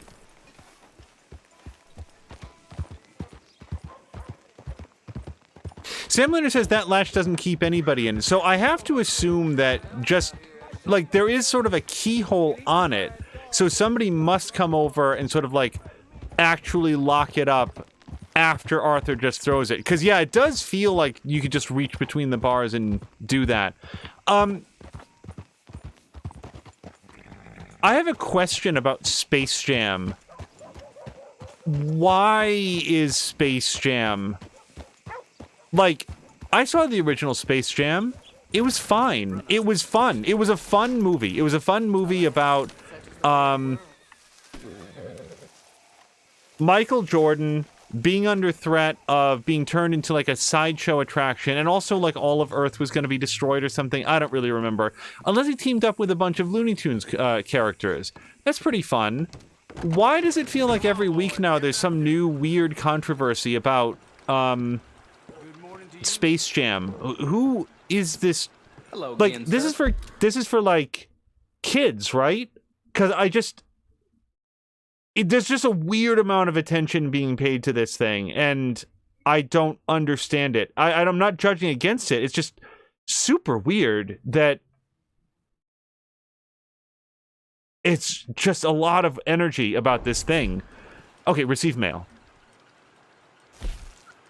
Invitation from Mayor Lemieux. Okay, that's probably from,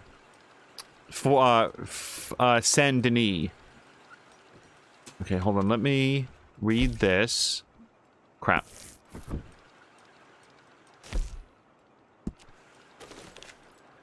Not a chance in hell. Monsieur Kilgore, it was lovely to make your acquaintance at the residence the other night. You meet so many people at these kinds of functions, it's hard to keep track. I did notice, however, that you were near my study when poor Pierre had an accident, and some documents simply disappeared. Now, I've spent far too long in politics to make accusations wildly. But just long enough to know, I hope he keeps talking. Alternative ways of making ends meet. That's very interesting. But just long enough to know that when I am owed a small favor, perhaps your gung-ho frontier spirit and my cold old world cynicism could work quite well together. Indulge me in a meeting at least. Come to the back of the mayoral residence any night you wish, knock on the door, and my assistant Jean-Marc will let you in. I hope to see you soon, your newest friend, Henri Lemieux. Have you seen those vagrants and gutter pups who just lie around the town bell outside, drinking and sleeping? Disgusting. I'd have them whipped. Okay. Bye. Patine says Space Jam was great, but mainly because of the Looney Tunes. Dingus said, I heard, or rather saw a Twitter screenshot that the Droogs from A Clockwork Orange were making an appearance, which is odd. No idea if it's legit. Yeah, so that's one of the things that I was kind of thinking about when I asked. Also, there was like at least 15 minutes of controversy over the design of someone called Lola Bunny. This next thing that I say is not a joke. I have probably watched the original Space Jam 6 or 7 times in my life, and that's not because I'm a big fan of the movie. It's because I used to work at a place where like that was on rotation in the break room. So every time I would go on break in like 20 and 30 minute increments, that would be on, and I would sit there and be like exposed to it. And if you asked me to name every single character in Space Jam, I probably would have been able to recall the names of the cartoon monsters that they're playing baseball against before I would think of the name Lola Bunny, who in the world is out there stamping their feet over the human female attributes on this cartoon rabbit? It's, I don't know. I don't want to come off as too judgmental because it is literally a conversation that I don't know anything about, but it is very, very odd that people get that energized over that.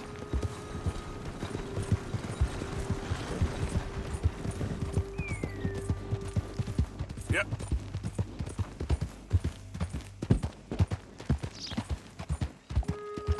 It's kind of like, I don't know, like, I think to put it in the simplest terms, sometimes things are made that just aren't me. They're not for me, they're not targeted at me, and they're targeted at, you know, for example, young kids. I went to go see the Rocky and Bullwinkle movie in the theater. That was the Rocky and Bullwinkle movie that had Jason Alexander as Boris, and I don't remember any other person that was in the entire thing. Oh, it's another shooting challenge. We went to go see that movie and discovered very quickly that this was not sort of like a remake that was built on adult nostalgia for the old cartoon series. This was very, very much a live-action thing aimed at 6 and 7 and 8-year-old kids. So I did not enjoy the movie very much, but I did not come out of the theater like white-knuckled with rage that they had made something that wasn't for me or the people that I saw it with. We misunderstood who the target audience was and said, okay, I probably won't go see Rocky and Bullwinkle too. It's fine. Not everything is for every person. And Lola Bunny doesn't looking for a challenge and I ain't found one yet. Doesn't seem like she's aimed at the people who are mad about this on Twitter. You in or not? Why don't we find out? Good. Whoever shoots the most bottles wins. Okay? All right. All right. Stand alongside me. Soon as you pull your weapon and aim, we let fly. Okay? Go.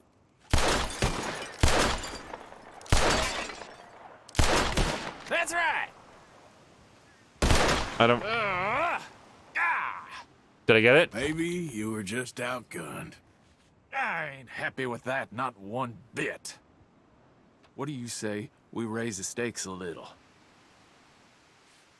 Okay, can I get a different gun, though, first? Can make yourself some money. Well, that's what I like to hear. How about this? You shoot 4 birds out of the sky before me, we'll call it a day. Yeah, see, hold on. Wait, All right, wait. Rules are simple. Nope. We're doing first to 4. You can count to 4, I hope. Stand close. As soon as you see him, start shooting. Wait, what is the... Why am I completely blanking on this? There we go. So, what do I want to shoot birds with? I have trouble with that because the field of vision is so limited. No. Bolt action rifle would be pretty good. Fire kind of slow, though. Let's go with the Springfield rifle. Hey, that's cheating.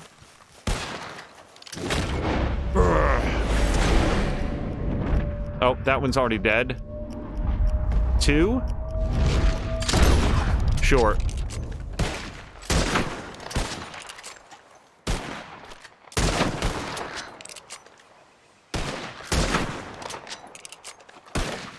I don't...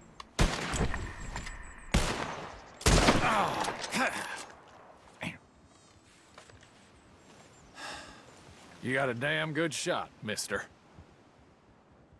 Here you go. As promised. Thanks, friend. Careful now. Next time I may not hold back. Mm-hmm.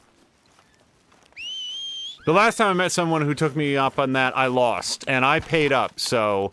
But I'm gonna get every single flight feather off these guys, because I need them.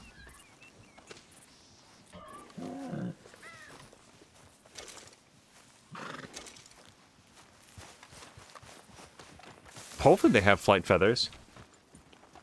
So Patikin's saying of Lola Bunny that she looks the same from what he's seen. Captain Dingus says, someone shared an overly sexual picture of unofficial fan art that had exaggerated features. Point to that and say, see, look what they did. And then Patikin says, think about guns before you accept challenges. Your own fault. Well, no, Patikin. He said that we'll start, like, move over to the sharpshooter to start the challenge. So when he started shooting while Arthur was not next to him, I call poor sportsmanship. I don't know that any of these crows have flight feathers. But hopefully we can at least sell these guys for some extra cash.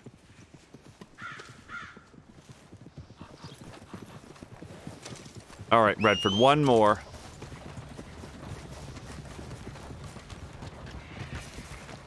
Whoops.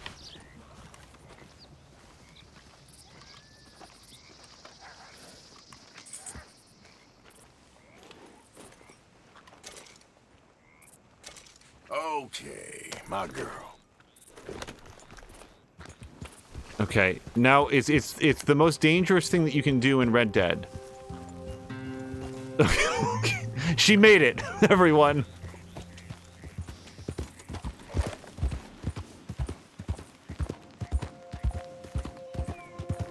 Yeah, no, the only reason I brought that up is that, like, if Space Jam comes out, this new Space Jam, and people like it, then I will probably see it at some point. And if it comes out and people don't like it, we'll probably watch it at some point anyway, just because I'm kind of curious about it. I just see people, it feels like there's this just seething anger about it, and I do not understand it. I guess I just didn't think of the first movie, well, really at all. Like, it sort of came and went, and it was just sort of a fun thing, and, you know, here's Michael Jordan being an actor, but he's mostly just being Michael Jordan, so that worked out okay. And then the Looney Tunes were there, and then the Weird Monsters were there. And am I misremembering, or was, like, the villain in that voiced by Danny DeVito? I don't remember. I do remember that the most memorable thing in the entirety of the original Space Jam, and this isn't really a spoiler, like, even by my standards on whether or not something can be spoiled, was at one point you get treated to an animated depiction of what the stakes are for Michael Jordan personally, that he's going to basically get chained up at an intergalactic amusement park where snotty little kids can come and just dunk on him because he's going to be chained down and not being able to use his awesome basketball powers. So he'll be not only in sort of like indentured servitude to this carnival, but also just relentlessly humiliated forever. And it was actually like, the stakes were actually pretty high for him, and he agreed to come help out the Looney Tunes and play basketball. It's actually one of the only things in the entire movie that I remember. Patikin says that he watches it because of Looney Tunes, and he likes the first movie, so he's going to see how it is. Whoops, sorry. And that concludes the Space Jam portion of Red Dead Redemption 2. I really don't have anything of note to say about it.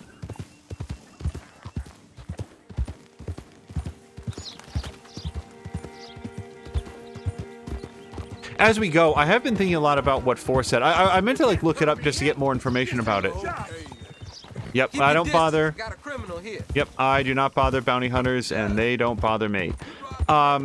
What Force said about horses not having a prefrontal cortex in their brains, so there's, like, they have to be taught everything on both sides so that, you know, you can mount them up from both sides. Wait, I need to see if I can pick these. Well, I can eat it. Does this refill Deadeye at all? Oh, yeah, sorry, I've been looking at my Deadeye and not processing the fact that I was completely out of it.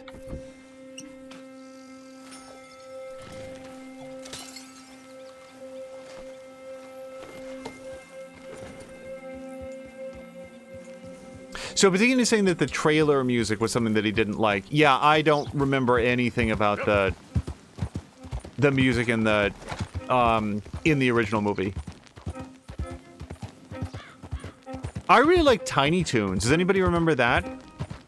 I didn't expect to. Like even when I was younger, when that was like on, I was like, oh, this is gonna be dumb. Like it's just, look, it's little mini, you know, it's like Muppet Babies. It's not a particularly creative thing. It's just like, oh, look, all the characters when they were young. And no, it was actually a lot of fun, and they had some great music in there, and some great characters came out of it. I liked Elmira, I liked Pinky and the Brain. Who was, oh, Montana Max, he came from there. Yeah, Tiny Toons was pretty good.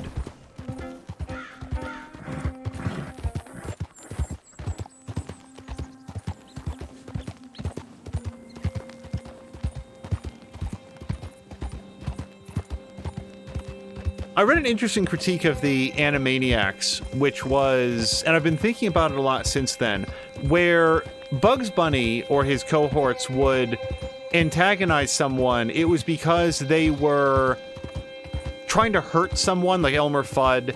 They were, I'm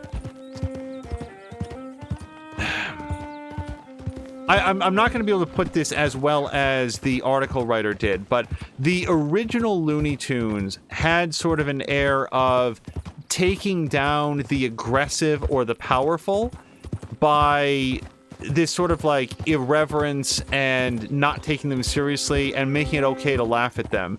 Where the Animaniacs sort of seemed to misunderstand that lesson. This was the point that the writer was making.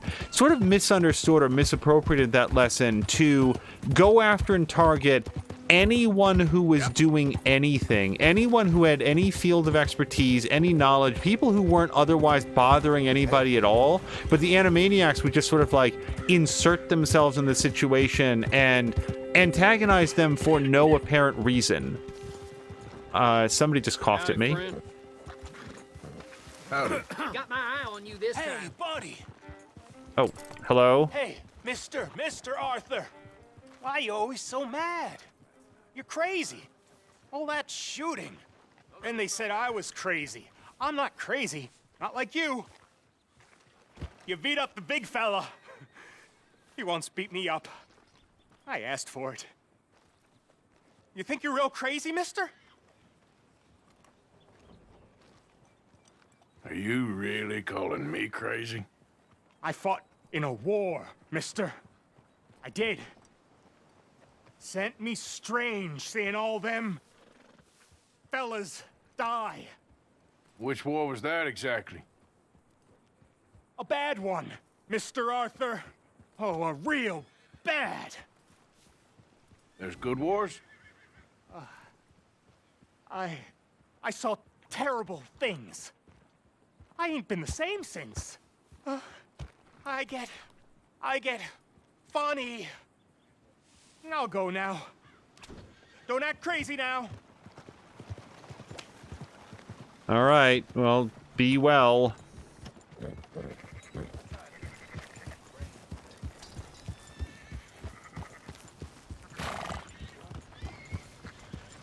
Hello, mister. And sorry, to go back to that topic, I hadn't really ever thought about it. Like, I watched Animaniacs, I liked it. I liked, again, Pinky and the Brain, and there's some fun stories that came out of, like, the development of that show. But the way that the article presented it reminded me of the way that I feel about the original Rod Serling Twilight Zone compared to every other attempt to do Twilight Zone. And maybe we will, touch on that briefly in a minute. I just want to get some of this mud off.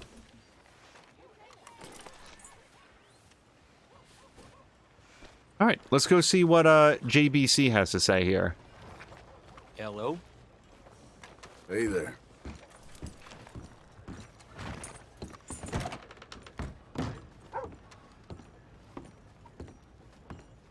Hey, I'm looking for some fellas sojourned around here. Boy Calloway and a rider called Levin. Drunk Boar Calloway. This bar's got bullet marks to remember him by. Last I heard, they was in Saint Denis. Had rooms on a riverboat there. Saint Denis? On a riverboat? Okay then. Did that riverboat by chance happen to get robbed recently? And have you some Sazerac. there's anything else I can do, you let me know. All right. Unfortunately, he's closed. Otherwise, I'd get a meal.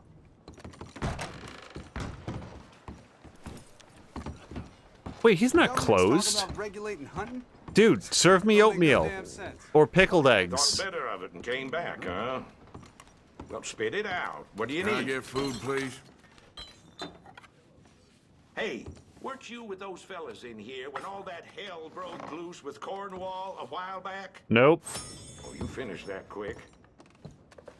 So, my cores are full. I can't get... Like, if I have a drink, it's not going to fill up the outer bar, right?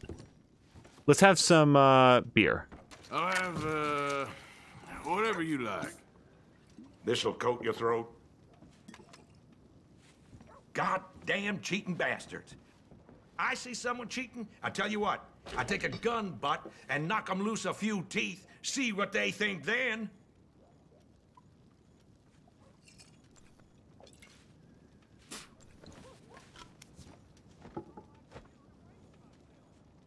All right, then.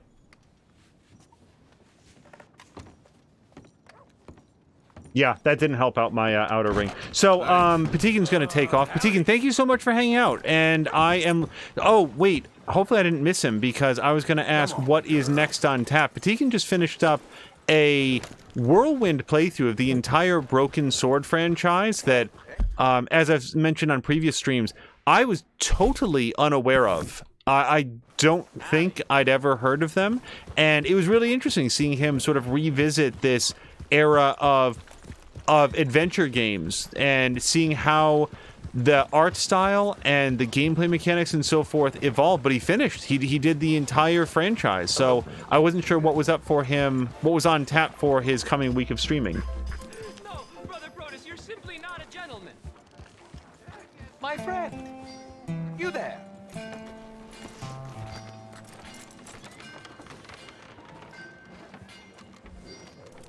Hello? Yeah? What do you want?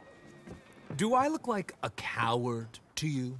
I mean, obviously I do, because I look like that milksop there, but 'tis no matter. Can you help? Maybe. See? Even he is sick of hearing your nonsense, you afterthought of a child. I apologize, sir, for his smell. Why don't we come back here?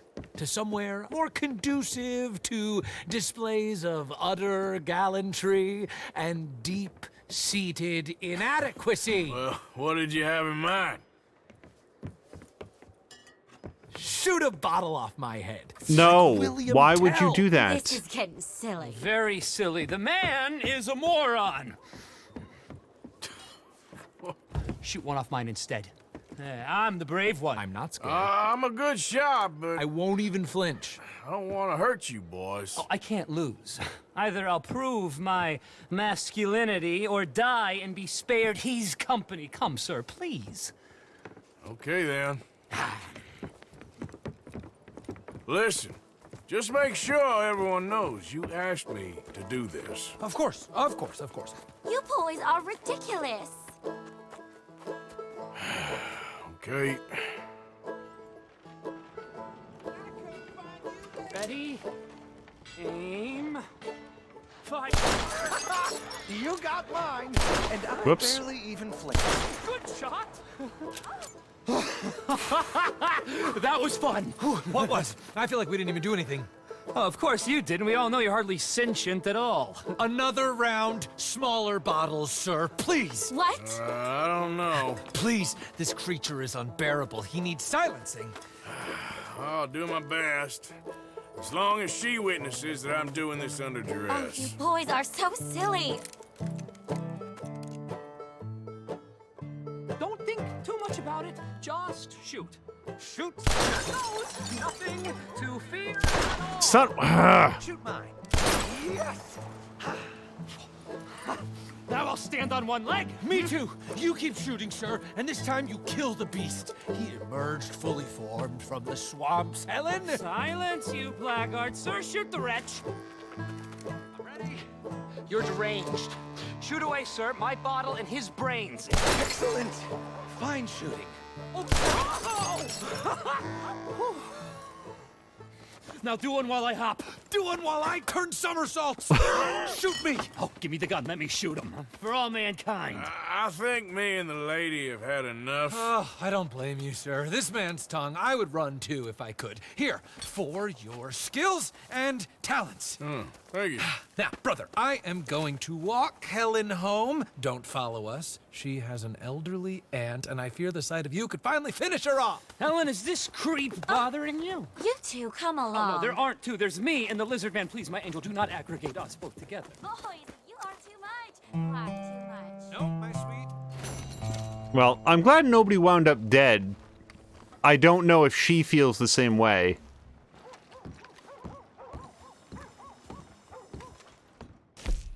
Yeah, there's nothing else there. So we might get some more of them at some point. Characters like that have a tendency to come back around, I find. So we had a good meal. We had a good shop. We're doing okay here. So let's go. So I came out here to do a side mission. Turns out we have to go back to Saint Denis. So let's go take a look at Eagle Flies. Oh, yes! Rainsfall asked you to meet his son Eagle Flies to steal some documents from Cornwall, Kerosene, and Tar. Every part of that sounds like a good idea to me.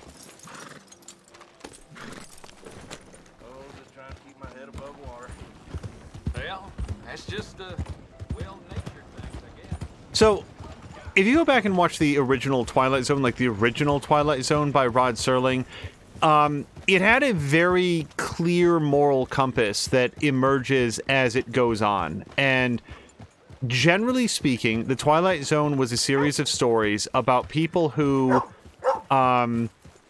were disrespectful, haughty know-it-alls who believed that they could lord over the people around them and impinge on their rights and their freedoms and make them feel small and unwanted, and those people tended to get their comeuppance through some sort of cosmic twist of fate or other sort of ironic punishment. They would get theirs. And then you would also have stories about people who meant well or were capable of repentance, and generally speaking, those people would be seen through for some kind of redemption arc. There are examples where that sort of general sense of morality doesn't necessarily hold up. A famous episode of The Twilight Zone is Time Enough at Last, where the guy just loves reading so much, and no one else likes it, no one else respects him, everybody dumps on him all the time about it, and then when he wakes up, after some sort of like nuclear war has obliterated everybody around him, he's just happy that finally he gets to read. That doesn't necessarily seem like the kind of character that would normally get punished in a Rod Serling story, but my understanding is that that was one of the ones that was adapted from a short story by Richard Matheson. I may be wrong on that. And also, I parked directly on that cactus. I was wondering, why is my controller going nuts?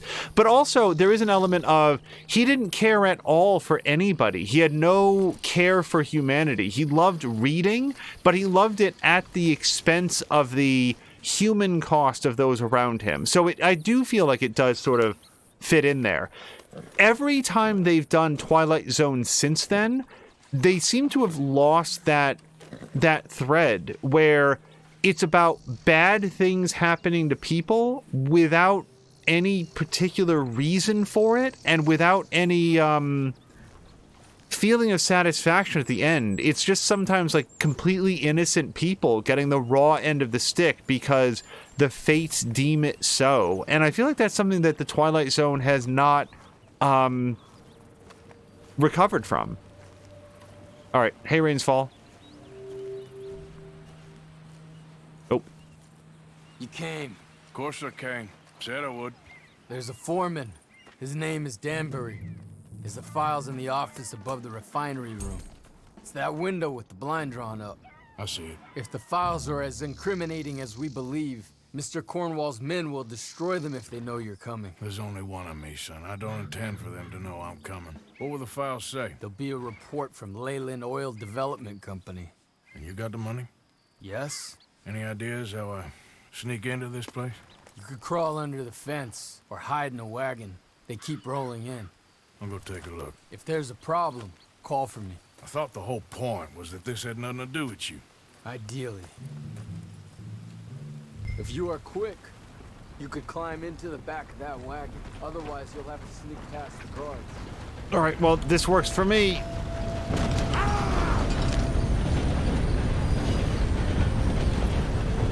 So as I was talking, Sam Lander mentioned the same episode of the Twilight Zone. Yeah, that's one of the really famous ones. I guess I didn't have to be that quick, did I?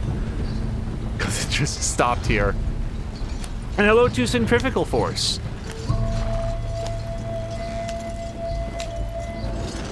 And that's not to say that there haven't been episodes of the more recent Twilight Zones that I've enjoyed. The one that they put on CBS All Access, which I think is being renamed to like Paramount Plus or whatever, I watched one episode of that, and it was awful. And it's like the premiere. You would think that they'd want to have their big, like they'd really want to put their best foot forward, right? Oh my God! It was the comedian. It was dreadful. And I think it had, oh, I'm forgetting the name, Kumail. I don't remember the name of the guy who starred in it. He's a really likable guy. Like, I like the actors in it. It just, with the story, was awful. Hey, Tom. Picking up? Yep. Supposed to meet the early train to Saint Denis. Okay. Better get a move on then. But like UPN or CW or somebody, like they did their own version a few years back that was hosted by, or like narrated by, the host was Forrest Whitaker, and it was just like voiceover as I recall. There were some really good episodes of that one. It's just, it doesn't, the ones that were good hewed more closely to the concepts introduced by Rod Serling. That's not to say that it was the remakes or the follow-ups that were the best. Okay, can I not be in this mode then? Okay. Odds of success, very low.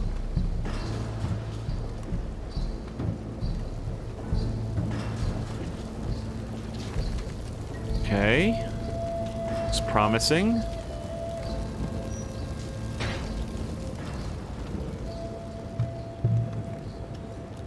Am I allowed to kill the guards?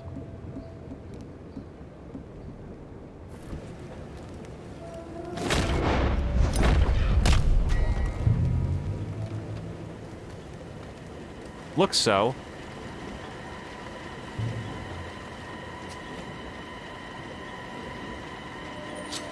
Shit! That's, crap. Yep, well...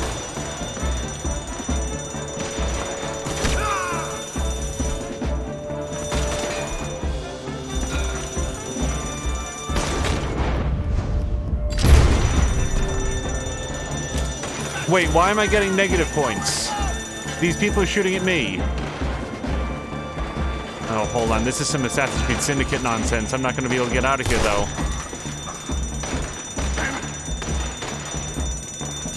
These men all work for Leviticus Cornwall. He sucks. I should not be getting negative points for this.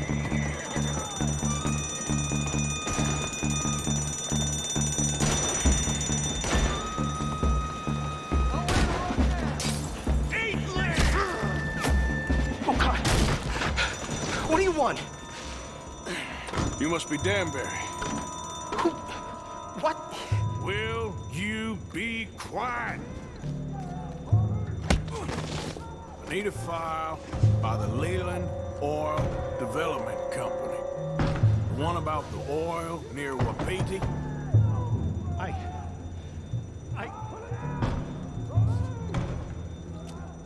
Danbury, think, man.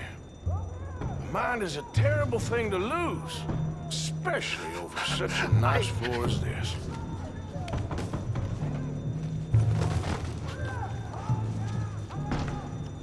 It's here! It's here!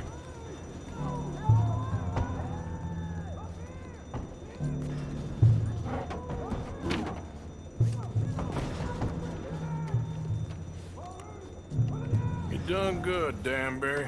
Real good. They'll give you a promotion for this. No, Danbury. Danbury? Danbury, you okay? Tell the guard you're fine. Yes. All's fine. Now stay quiet. Or head office will send me back to get you. Through the window, you say. Okay.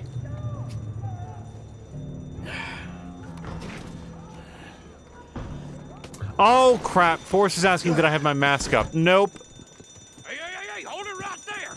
Weapons on the ground and hands in the air. Easy now, fellas. Now, we won't tell you again.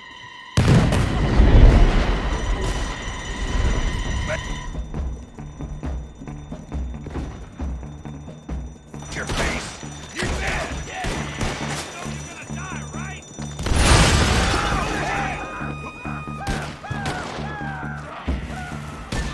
Okay.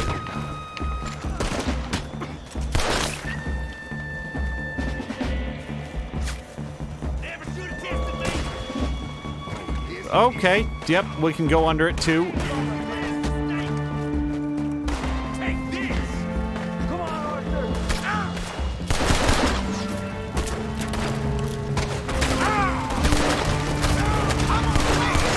Oh, Arthur, I've got some bad news about your prospects here, friend.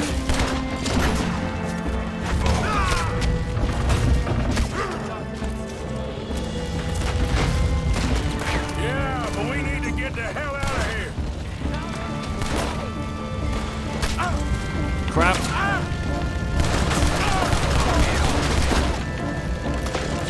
Hold on. We got a fine mark for you, boy.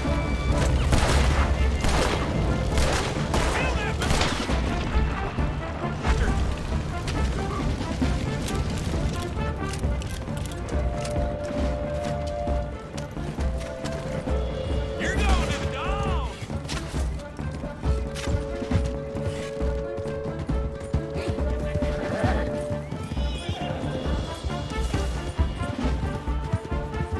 They're coming after us. Okay, hold on. I'm gonna need a better gun then. Yeah, I always forget to put his mask up, unfortunately. Okay. We need to lose them. Unfortunately, losing pursuers isn't exactly Arthur's strong suit. I have to drive across half of the Old West to lose a couple cops. Nope. Yeah, he's way better than with his bow than I am with my gun. I thought you wasn't getting involved. Thought you were gonna enter and leave silently. Thank you. You saved my life. Thank you. I hope. Well, I don't know what I hope. But who knows? Maybe these will be of some use. Here's your money. Thank you.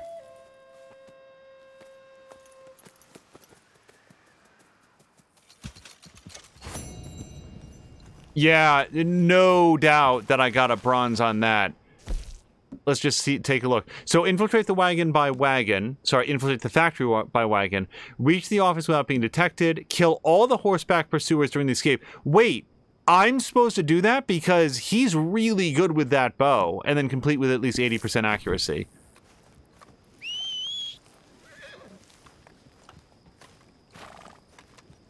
Like, the CW...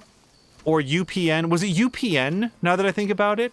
At some point, WB and UPN merged to form the CW. And I don't remember which side of that merger the Twilight Zone series was on. But they did a follow-up to It's a Wonderful Life with, everybody knows this. The Simpsons did it. The Twilight Zone about the kid who could make anything that he wanted happen with his mind. They did a sequel to that episode that brought back Bill Mumy, who played the little kid in the original thing, and the actress that played his mom in that. And there might have been a couple other, like, returning cast members, but that, like, the episode as a whole wasn't great, but I did really like the fact that I like the way that they took it, I guess. I would have ended it differently, but that's something different. So... we've got something interesting up here. We've got Marko Dragic. invited. I don't want to go all the way up there, but neither do I want to miss this quest. I haven't gone that far north before.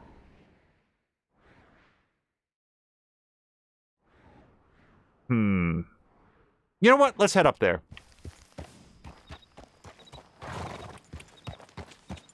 They also did a very regrettable remake of Eye of the Beholder, which is the old Twilight Zone episode about, again, it's the, like, everybody knows some of these stories because they've just been part of the American zeitgeist for 70 years at this point. But that is the story about it's a really well shot episode. If you ever watch the original Twilight Zone, there's this, it's the episode where the woman has the full face mask and it's completely just like a featureless blank face because she's so bandaged up, and she's recovering from some sort of surgery that is going to correct her terrible disfigurement. And one thing that you're not necessarily aware of, or at least I wasn't the first couple times that I watched it, is that the episode, like the entire episode, is shot basically centered on her face, on this like wrapping of masks, and the entire episode is just voice acting. It's just her talking to the doctors and nurses that are at this medical facility, and like you'll see like hands and stuff, but what you're seeing on the screen is a visual representation of what she can sense in her immediate surroundings. And it's so well shot. Like a lot of people talk about that for like how it's like the story that it tells, where of course she gets the bandages off, and she is somebody that we would look at, in our own society and say, oh, she's an attractive young woman. But everybody else in the world is like a deformed monster, and they all have like these protruding lips and like these like slanted foreheads and like misshapen eyebrows. Like they all look like movie monsters, basically, such that the prosthetic and makeup design artists at the time could do. Anyway, they did a remake of that episode with like Jessica Simpson as the woman in the mask, and therein lies the problem. Jessica Simpson is not a voice actor. I don't know if you could consider her to be much of an actor at all. I haven't seen any other attempts that she's made, but when you're telling a story that relies so incredibly heavily on somebody's ability to communicate anguish and fear and resentment and desperate hope entirely through the power of their voice and their vocal inflections, you need to hire an actor who's capable of pulling off that performance. And with respect to whatever else Jessica Simpson is good at, that is not among her skill set. Like, that's not one of the things that she is qualified for. And so the episode was just whatever else it might have been trying to accomplish, just being a fairly straight-eyed remake of the original that I remember. They just completely flubbed it on the casting. Samalander is taking off. Samalander, have a great night. Central Force does remember that episode. I've seen so few, but my brother has seen a lot. And then Force is also saying goodnight to Samalander. During Subnautica, back when we did Subnautica, I talked some about like some of my favorite Twilight Zone episodes, but not my favorite of all time. We actually never got around to that because we were closer to the end of that series and there was other things to cover. Also, I feel like there might be, people tune in, like, well, what am I going to talk about now? Like, Arthur's riding a horse. We can all see what's happening here. That said, I am sensitive to being stuck on one topic for too long, but my favorite episode of original Twilight Zone ever, and there's a lot that I like, there's many that I enjoy, but my personal favorite was one starring Burgess Meredith, and there's several that he stars in. It's called The Obsolete Man. I love, of late, I think of Cliffordville. I like A Stop at Willoughby. I like both of the ones that we've talked about earlier here, Time Enough at Last and Eye of the Beholder. And on Thursday We Leave for Home is one starring Richard Crenna that is very, very good. It's one of the few episodes of the Twilight Zone that, when they move to a 1-hour format, actually is deserving of that amount of story. But The Obsolete Man is... It feels like Rod Serling just railing against what he felt or perceived as being the death of creativity and an abandonment of a respect for individuality in society. And I've seen The Obsolete Man held up as a pro-liberal parable, and I've seen it held up as a pro-conservative parable, and I am not here to discuss the politics of the piece at all. What I admire about it so much is that for all of the times that Burgess Meredith is in the Twilight Zone, that's the one that I feel allows him to exercise all of his strengths as an actor, because it is almost a one-man show. Not quite. I mean, he is playing against another actor throughout most of it, but so much of the episode is given over to his monologues and his ability to just enrapture the audience with his oratory skills. Burgess Meredith, it is I have no idea how he felt about it. I feel very disappointed that he was probably best known to a lot of people at the time of his death as having played the Penguin on the Adam West Batman series, because he was a remarkable actor, and I think that The Obsolete Man shows off some of his best work. And some people might look at it and find it overwrought or overwritten or too on the nose. Like, I'm not going to argue those points. I just really admire that as sort of an opportunity for Burgess Meredith to just really cut loose for the camera. And I like what it says, that the ultimate message of it to me is that you as an individual, I should really put on a coat. Holy crap, this weather. Hold on a second. Not summer, not winter, the gunslinger. There we go. The overall message of the Obsolete Man, I think, as a fictional parable, is that you right now, whether you are Samalander or Dingus or Force or Patikin or Mia watching this at some point in the future, you have individual value. You have things that you care about and passions that you want to pursue and people that you care about and people that care about you. And you are important. What the hell did I come... Oh, that's right. I came to visit this man's laboratory.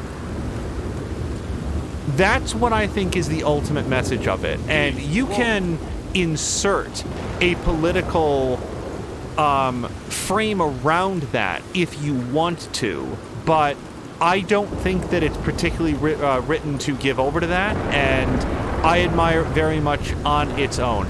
I do not see a hitching post or much of anything. This is a hell of a downpour.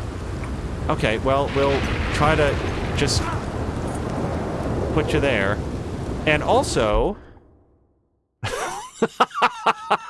the marker disappeared. I came all this way for nothing.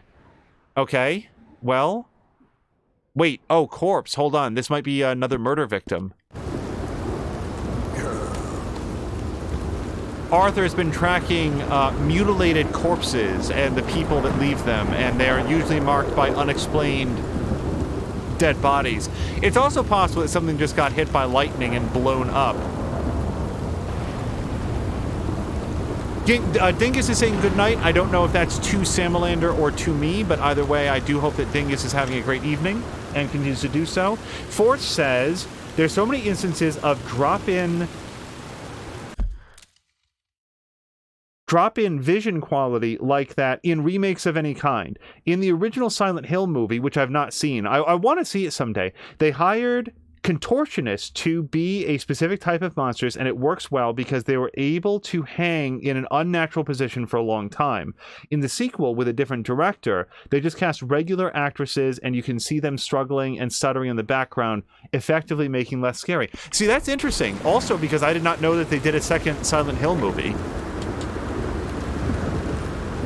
I do know that and correct me if I'm wrong, but the original Silent Hill movie had Naomi Watts in it. which I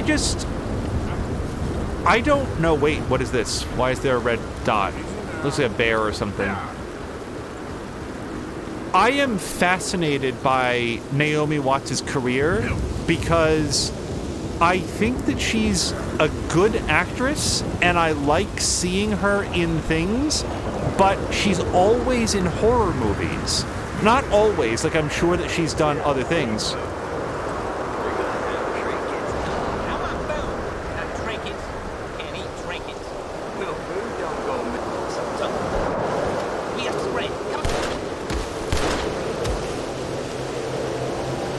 That it?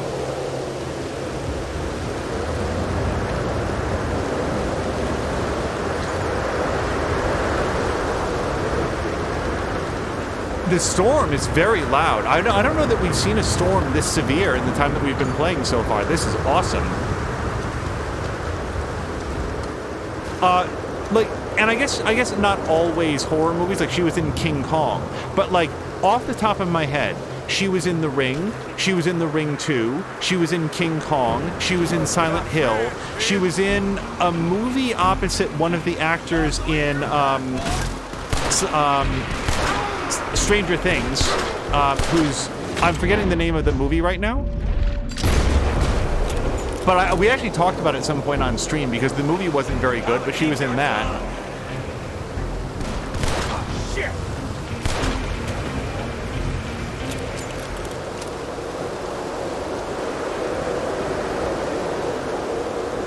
And it's not like I guess my question is this because she wants to do those movies because she enjoys the genre and she has fun with it, or is she just like oddly typecast as like, well, she's a really good actress and for whatever reason we won't give her roles in anything else, so that's she'll just do horror movies forever.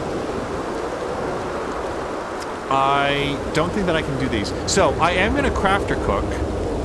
Yes. So I'm going to see if we can do any more small game arrows. Oh yeah, let's have some coffee. Brew. If ever there was an evening for coffee for Arthur Morgan, I feel like this is it.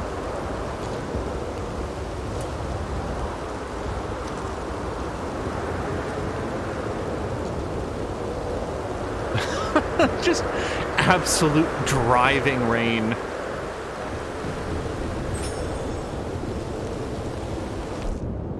Okay, we did that. Oh, I might be out of coffee. Yes, I'm out of coffee. No, I already have a full pot of coffee. That's why I can't do that. Okay, so can I... Oh, I can cook 6 of these. Yeah, let's do it.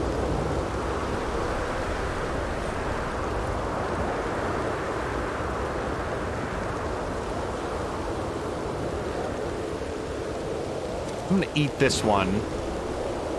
Yeah, fill up, and then let's cook probably at least 2 or 3 more. Grumpy says, if they make Keanu Reeves do rom-coms, they can make anyone do anything. Well, I mean, does Keanu Reeves like romantic comedies? Like, I remember when we were young, there's a television show on called Married with Children. I do not know if anybody remembers Married with Children anymore, but there was an actor who played the next-door neighbor originally in Married with Children, and every time I tell this story, I try to remember his name, and I don't. And then at one point, he left the television series, and me and my friends were all like, oh my god, what a sucker. He left this hugely popular show, he gave up on all that money, and now, you know, we never saw him in anything again, quote-unquote, like, now you never see him in anything. Well, it turned out that he left the show because he wanted to. He loved stage acting, and he wanted to go back and act on stage again, and that was his true love, and he took the money that he made from working on Married with Children, and he went and did that instead. Yeah, let's make some incendiary shotgun shells. Some of that in there. All right, looks good. Okay. Oh yes, 1 improved tomahawk. Might as well. Okay, anything else? Hunting, horse care. So, we can also do both special health cure and special snake oil. I say let's do one of each.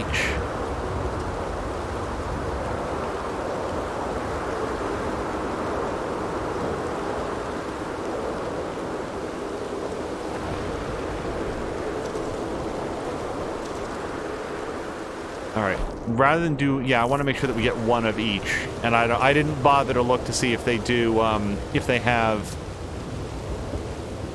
competing components.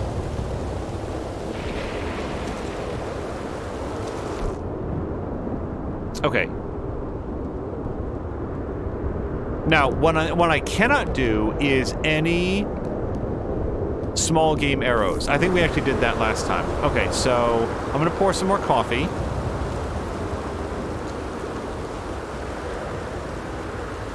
Just enjoy this. And what I would really like to do, I'm gonna check chat in just 1 second. I would really love to hole up in one of these tents, but oh, hair pomade? Yes, please. Gonna save me $1.30.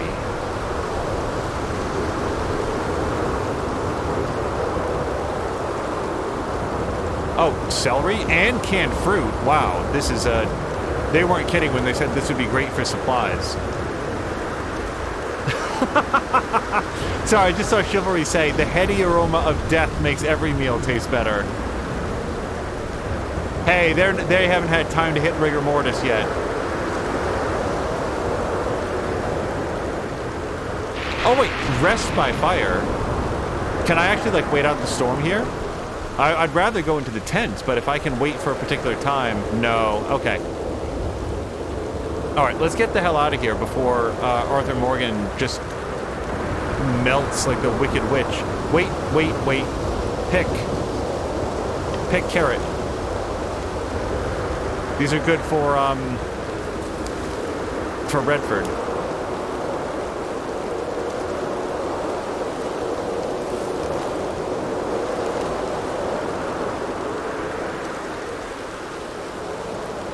So Dingus was also enjoying the ambiance. This whole scene is like straight out of a Gary Paulson novel. All right, Redford, we got to get out of here. This is like it feels like I'm going to look into the horizon and just see a Just Cause 4 tornado. Let's get anywhere that isn't here.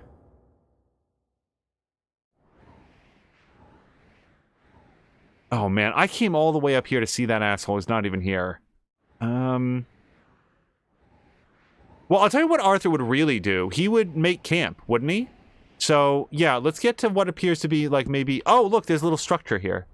Let's go here.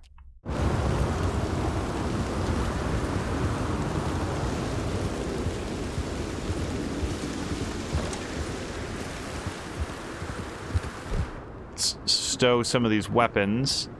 Hopefully I won't need them here for a minute.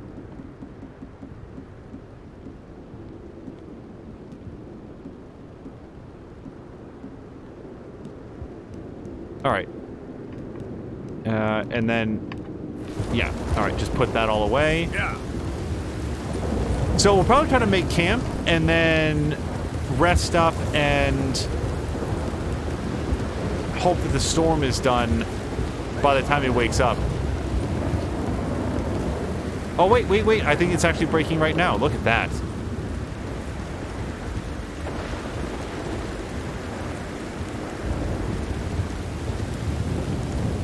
Oh, this doesn't look like a good camping spot at all. Oh. Okay, I'll tell you what. Because he's pretty good about, like, finding a local camping spot. So we're going to go like this. And... Oops.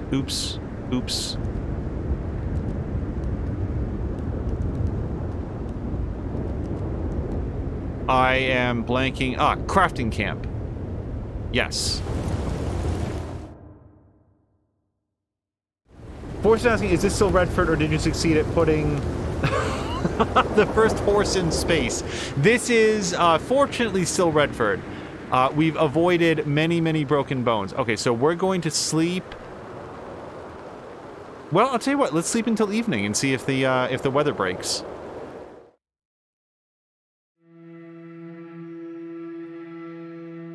I feel like even John Marsden would stop trying to... Not John Marsden. Arthur Morgan would stop trying to journey there. There we go. Oh, and he got a new journal entry as well. Let's take a quick look. Let's take a quick look at his journal. Now that we found out that we can read it while we are sitting down. So, let me go back a little bit. No. Let's flip back here.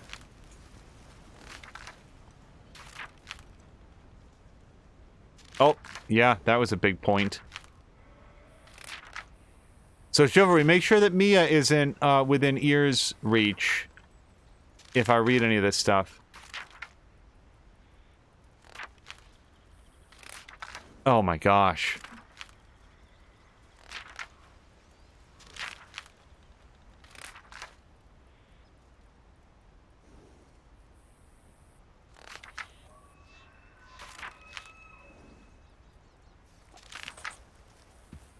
Okay, this is where we left off. I've met some charming women in my time. Catherine Braithwaite, the mother hen to that particular bunch of roosters, ain't one of them. A sour old jug of piss and bullshit I ain't never met. Even Hosea's charms were lost upon her. She refused our offer selling her back her shine, and instead got us to give it away to annoy the saloon owners in town. Hosea put on quite a show until we got interrupted by the bastards we robbed when grabbing the stuff.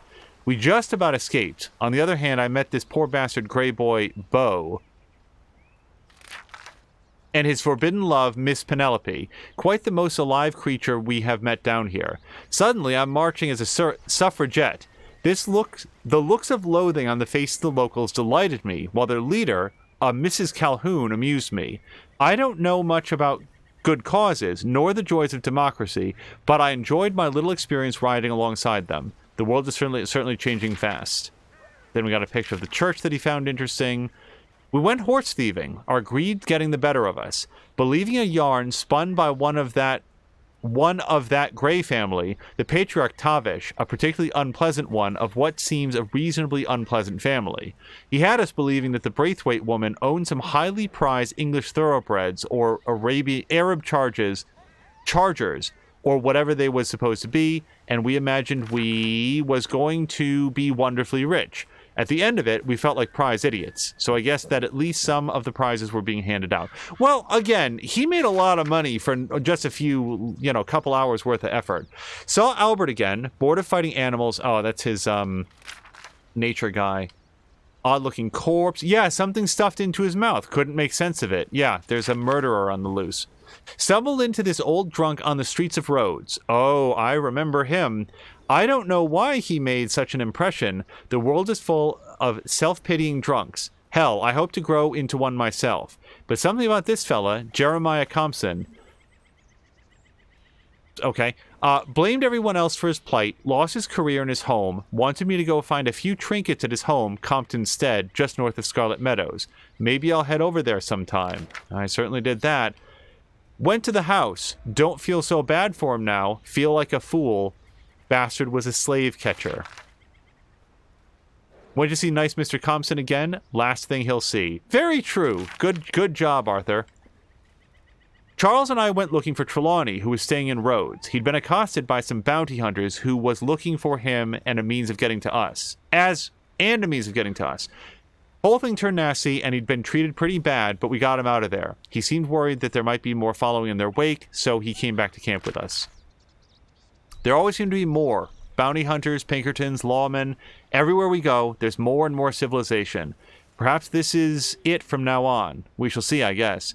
This whole place is beginning to give me the creeps. I want to get back into the open country of the West, or what's left of it. But even that ain't the way that I remember it. Oh, hold on, it's getting very dark now. I have been recuperating after an interesting encounter with Colm O'Driscoll. I remember this too. Dutch got... Okay, so this is why I wanted to read it, because this is like... What is happening here? And we've read through the whole journal, and we've gotten some insight into what Arthur thinks. I want this insight specifically. Dutch got it into his mind to meet the bastard and somehow end all this lunacy. Only Colm did not share Dutch's sense of honor among thieves. The whole thing was a setup to kidnap me, then lure all the rest of us into a trap so we could get arrested and Colm could disappear away, us somehow carrying off his sin along with our own to the gallows. Seems like Colm is enjoying this modern world even less than we are. More by luck than judgment, I escaped and somehow got back here, more dead than alive, and collapsed into bed for a few feverish days, after much nursing from Miss Grimshaw. I thought it was Scrimshaw this time. Miss Grimshaw and Miss Tilly, and much guilt-ridden apologies from Dutch over his stupidity. I survived okay, my shoulder where I was shot. Oh, my shoulder where I was shot ain't come down with gangrenous, and I will live. Gangrene, and I will live. If even uglier than before. Things is getting even more insane with the local population. My sense is neither the Greys nor the Braithwaites have a pot to piss in, but I ain't spent too much time with the landed gentry. Whatever else they is, they don't make one believe in the nobility of the aristocracy. Yeah, it's probably a good idea not to believe in that, generally speaking. Okay, so we are going to leave and then figure out what button it is to break camp. Tear down camp.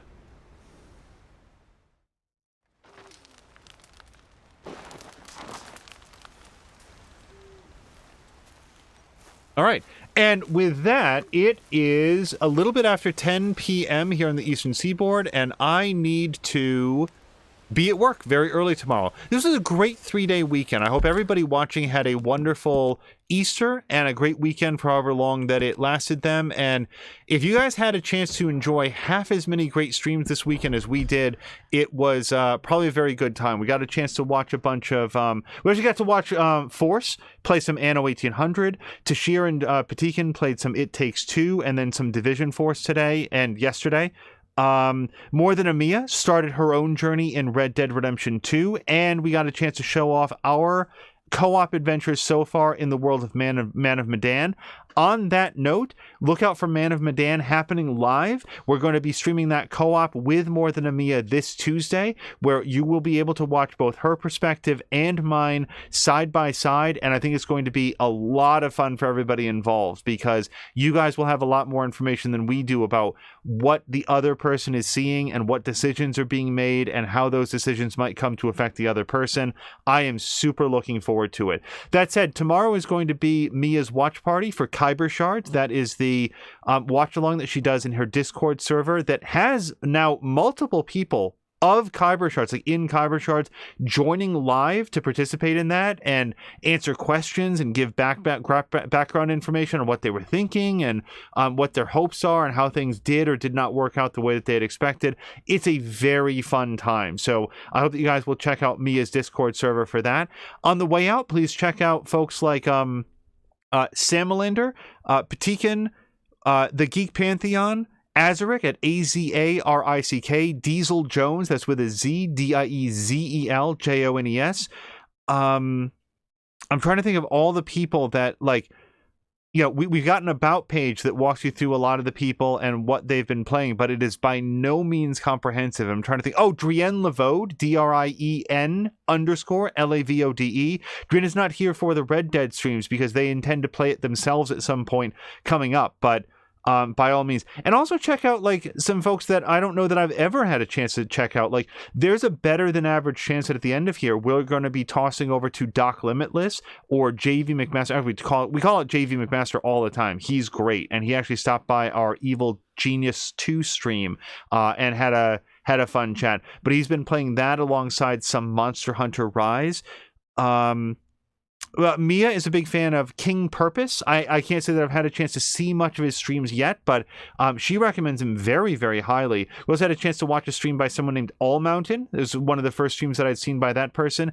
There's so much talent here on Twitch. So if it's one of the reasons why when people choose to spend their evenings here with us talking about Twilight Zone and Animaniacs and enjoying the raging thunderstorms of Red Dead Redemption 2, it means a lot because you guys could be watching anything. So when you choose to join us here, it really does mean a lot. Also, this is the very last thought before we go out.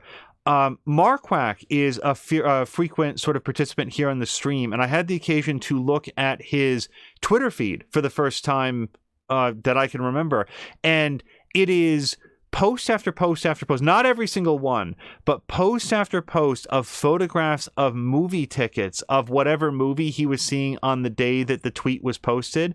And it was just sort of like, hey, I'm like sort of a way to let people know that follow him. Hey, here's what I'm seeing, and probably to open the door to have conversations about it afterwards. And it made me so sad that the last post was like late 2019, because what happened a short time after that was the COVID-19 pandemic. And it just made me realize, because I used to save movie tickets as well, and I do not know the next time that I will go into a movie theater. It was just notable, and I just wanted to note that I checked out his Twitter, and it was so fun to look through all the different movies that he'd seen. Like, oh, we got to see that in the theater. I wish I'd seen that in the theater. But then, like, it has such a hard stop date for when that stopped being a thing. Yeah, COVID-19. Who knows how quickly things will go back to how they used to be, or if they ever will, if we're sort of permanently changed here and there, and that we never go back to quite how it was, but maybe build something better. Who knows? Anyway, let's go find somebody fun to raid, like Doc Limitless, JV McMaster, Dan Snacks, or one of the other people that we like to hang out with. And until next time, you guys, thank you so much, and I hope you have a great night.